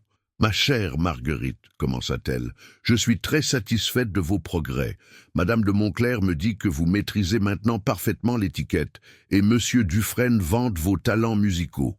Votre Altesse est trop bonne. Non, je suis réaliste, et c'est pourquoi j'ai décidé qu'il était temps de vous présenter officiellement à la cour. Nous partons la semaine prochaine pour Versailles. Le cœur de Marguerite fit un bond dans sa poitrine. Versailles, le château du roi, le centre du pouvoir et de l'élégance française. Votre Altesse, je ne sais si je suis prête. Vous l'êtes. Et cette présentation officialisera votre position à mes côtés. Vous ne serez plus seulement dame de compagnie à l'essai, mais dame de compagnie titrée de la princesse de Mirecourt. Cela vous donnera un rang reconnu à la cour. Je ne sais comment exprimer ma gratitude. En continuant à être vous-même, en gardant cette sincérité et cette droiture qui ont attiré l'attention de mon époux. À la cour, ces qualités sont plus rares que les diamants. Ce soir-là, Marguerite se promena seule dans les jardins du château, contemplant les parterres de roses qui commençaient à se dénuder avec l'approche de l'hiver. Elle pensait au chemin parcouru depuis cette terrible matinée sur la place du marché de Saint-Éloi-des-Bois. En quelques mois, elle était passée de la condition de paria accusée de vol à celle de protégée d'une princesse promise à être présentée au roi de France. C'était un conte de fées qu'elle avait du mal à croire, même en le vivant. Mais au-delà de l'émerveillement, elle ressentait aussi le poids de la responsabilité. Elle représentait désormais non seulement elle-même, mais aussi tous ceux qui, comme elle, avaient souffert d'injustice. Elle devait se montrer digne de cette chance exceptionnelle. En regardant les étoiles qui commençaient à scintiller dans le ciel automnal, elle fit une promesse silencieuse. Quoi qu'il arrive à Versailles, elle resterait fidèle à ses valeurs, à cette droiture morale qui avait fait sa force dans l'épreuve. Elle était Marguerite Delmas, fille d'Étienne le Savetier et d'Agnès la Brodeuse. Mais elle était aussi, désormais, dame de compagnie de son Altesse, la princesse Marie-Charlotte de Mirecourt. Et ces deux identités, loin de s'opposer, allaient apprendre à se compléter. Le vent d'automne faisait bruire les feuilles mortes à ses pieds, mais Marguerite ne sentait que la douce chaleur de l'espoir qui l'habitait. Demain commencerait une nouvelle aventure, et elle était prête à l'affronter. Dans une semaine, elle verrait Versailles. Dans une semaine, elle serait présentée au roi. Et cette petite fille de Saint-Éloi-des-Bois, qui avait failli être brisée par une injustice, prendrait sa place dans le monde avec toute la dignité qu'elle avait su conquérir. Le château de Versailles apparut dans la brume matinale comme une vision de rêve. Marguerite, assise dans la berline aux côtés de la princesse Marie-Charlotte, sentit son souffle se couper devant l'immensité et la splendeur de la résidence royale. Les façades dorées s'étendaient à perte de vue. Les jardins de Lenôtre déployaient leurs perspectives géométriques parfaites et une foule de courtisans élégants circulait dans les cours pavées. « Impressionnant, n'est-ce pas ?» dit la princesse en remarquant l'expression émerveillée de sa compagne. « Mais souvenez-vous de ce que je vous ai dit. Derrière toute cette magnificence se cachent des hommes et des femmes avec leur grandeur et leur petitesse. Ne vous laissez jamais intimider par le décorum. » Leur installation dans les appartements qui leur étaient réservés fut un nouveau sujet d'émerveillement pour Marguerite. Même les chambres d'invités surpassaient en luxe tout ce qu'elle avait pu imaginer. Boiseries dorées, tapisseries des Gobelins, mobilier signé des plus grands ébénistes du royaume. « Votre présentation aura lieu cet après-midi », annonça la princesse, pendant que leurs femmes de chambre défaisaient les malles. « Le roi reçoit dans le salon de Mars. C'est un honneur exceptionnel pour une première présentation. » Marguerite sentit l'angoisse lui nouer l'estomac. Rencontrer le roi de France, celui devant qui s'inclinaient les plus grands seigneurs du royaume. Comment une fille de savetier pouvait-elle prétendre paraître devant un tel personnage? « Votre Altesse, et si je commettais quelque impair, si je ne savais que dire, vous direz la vérité, tout simplement. C'est ce qui a séduit mon époux, et c'est ce qui séduira sa majesté. Le roi apprécie la sincérité, qui est si rare dans ces lieux. » L'après-midi arriva trop vite au goût de Marguerite. Vêtue d'une robe de cour en soie nacre brodée de perles, coiffée d'un savant assemblage de boucles poudrées, elle suivit la princesse à travers les galeries de Versailles. Partout, des courtisans en grande tenue déambulaient, papillonnaient, chuchotaient. Marguerite remarqua les regards curieux qui se posaient sur elle, les murmures qui s'élevaient sur son passage. Qui est cette jeune femme? D'où vient-elle? Première présentation, paraît-il. Le salon de Mars était une merveille d'architecture et de décoration. Plafond peint par le brun, meubles d'ébène et de bronze doré, tableaux de maîtres accrochés aux murs lambrissés. Au centre de ce décor somptueux se tenait Louis XIV, le roi soleil en personne.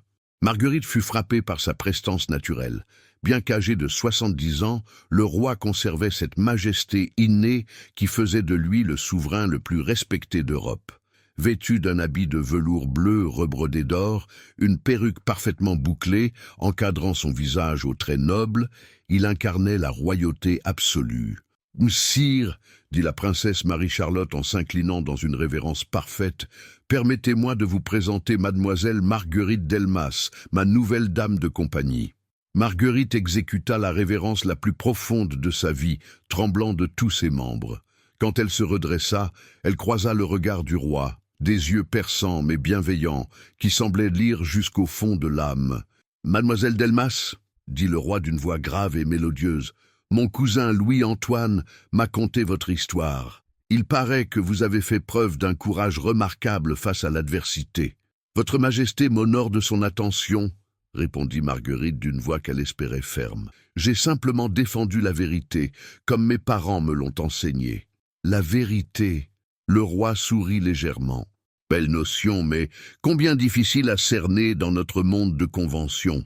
Dites-moi, que pensez-vous de Versailles? La question était inattendue. Marguerite hésita un instant, puis se souvint des conseils de la princesse. Dire la vérité. Votre Majesté, je suis ébloui par tant de magnificence, mais je ne peux m'empêcher de penser aux artisans qui ont créé ces merveilles, aux ouvriers qui ont assemblé ces pierres. Cette beauté porte en elle le génie et le labeur de milliers d'hommes. Un silence s'installa dans le salon. Marguerite craignit un instant d'avoir commis une bévue en évoquant les gens du peuple devant le roi. Mais Louis XIV hocha la tête avec approbation. « Voilà une réflexion qui honore votre esprit et votre cœur, mademoiselle. Il est rare d'entendre de telles paroles à la cour. Gardez cette perspective, elle vous sera précieuse. » Il se tourna vers la princesse. « Ma cousine, vous avez fait un excellent choix. Cette demoiselle nous changera agréablement des courtisans habituels. » La présentation officielle terminée, Marguerite fut entraînée dans un tourbillon de rencontres. La princesse lui présenta les personnalités importantes de la cour, ducs et duchesses, ambassadeurs, artistes protégés du roi. Chacun voulait connaître cette mystérieuse protégée des Mirecourt qui avait su conquérir l'attention royale. « Mademoiselle, » lui dit la duchesse de Bourgogne, « on raconte que vous avez été injustement accusée et que vous avez su rétablir la vérité. Quelle extraordinaire aventure! Une aventure que je n'aurais pas souhaité vivre, votre grâce, mais qui m'a appris que la justice, même difficile à obtenir, finit toujours par triompher. Quelle sagesse pour quelqu'un de si jeune !» s'exclama le marquis de Dangeau. « Dites-nous, comment fait-on pour garder espoir quand tout semble perdu ?» Marguerite réfléchit un moment avant de répondre. « En se souvenant que nous ne sommes pas seuls, monseigneur. Il y a toujours quelqu'un, quelque part, qui croit en la vérité. Il suffit parfois d'une seule personne pour que la justice triomphe. » Ces paroles furent rapportées de bouche en bouche, et bientôt, toute la cour parlait de cette jeune femme qui maniait la philosophie avec autant d'élégance que l'éventail. Le soir venu, lors du grand coucher du roi, Marguerite eut l'honneur d'assister à cette cérémonie fascinante où le moindre geste était codifié par l'étiquette. Elle observait, apprenait, s'imprégnait de ce monde extraordinaire où le protocole élevait les actes les plus simples au rang d'art. « Alors ?» lui demanda la princesse quand elles furent de retour dans leurs appartements. « Comment trouvez-vous votre première journée à Versailles ?»« Magique, votre Altesse, mais aussi troublante. Tant de magnificence d'un côté et de l'autre, je ne peux m'empêcher de penser à tous ceux qui peinent pour que cette beauté existe. C'est exactement ce genre de réflexion qui fait votre valeur, ma chère Marguerite. Ne perdez jamais cette capacité à voir au-delà des apparences. » Cette nuit-là, Marguerite ne parvint pas à trouver le sommeil. Allongée dans son lit au drap de soie, elle repensait au chemin parcouru. Il y avait 6 mois, elle pleurait sur la place du marché de Saint-Éloi-des-Bois, accusée de vol, rejetée par tous. Aujourd'hui, elle avait été présentée au roi de France et avait conquis l'estime de la cour. Mais plus que la revanche sociale, c'était la réconciliation avec elle-même qui la comblait. Elle avait prouvé que la vérité et le courage pouvaient triompher de l'injustice, que l'honnêteté était plus précieuse que tous les titres de noblesse. Elle pensait à sa mère, qui se reposait dans l'infirmerie confortable du château de Mirecourt, enfin à l'abri du besoin et de la maladie. Elle pensait à son père, dont l'honneur était désormais lavé par la réussite de sa fille. Elle pensait aux sœurs du couvent qui l'avaient accueillie dans sa détresse et lui avaient donné les moyens de se reconstruire. Tous ces visages bienveillants l'avaient menée jusqu'ici, jusqu'à cette chambre de Versailles, où elle goûtait enfin à la paix de l'âme. Au petit matin, elle fut réveillée par sa femme de chambre qui apportait une lettre scellée aux armes royales. Louis XIV lui-même l'invitait à participer à une promenade dans les jardins et à un concert privé dans ses appartements. « Sa Majesté apprécie votre compagnie », expliqua la princesse avec un sourire. « Vous avez su l'intéresser, ce qui n'est pas donné à tout le monde. » En s'habillant pour cette nouvelle journée à Versailles, Marguerite se regarda dans le grand miroir de sa chambre. Le reflet qui lui souriait était celui d'une femme épanouie, sûre d'elle, qui avait trouvé sa place dans le monde. Elle était Marguerite Delmas, dame de compagnie de Son Altesse, la princesse Marie-Charlotte de Mirecourt, protégée du roi de France. Mais elle était aussi et toujours la fille d'Étienne, le savetier, celle qui avait appris que la vérité et la justice valaient tous les combats. Son histoire avait commencé par des larmes d'injustice sur une place de village. Elle se poursuivait par des sourires de triomphe dans les salons de Versailles. Et ce n'était que le début d'une vie qui promettait d'être riche en découvertes et en bonheur mérité. Car si la roue de la fortune avait tourné en sa faveur, c'était parce qu'elle avait eu le courage de la faire tourner elle-même, armée de sa seule honnêteté et de sa détermination à ne jamais renoncer. En sortant de sa chambre pour rejoindre le roi dans ses jardins, Marguerite marchait la tête haute, le cœur en paix et l'âme emplie de gratitude pour cette seconde chance que la vie lui avait offerte. L'injustice avait été réparée, la vérité avait triomphé, et une nouvelle histoire commençait, plus belle encore que tous les contes de fées.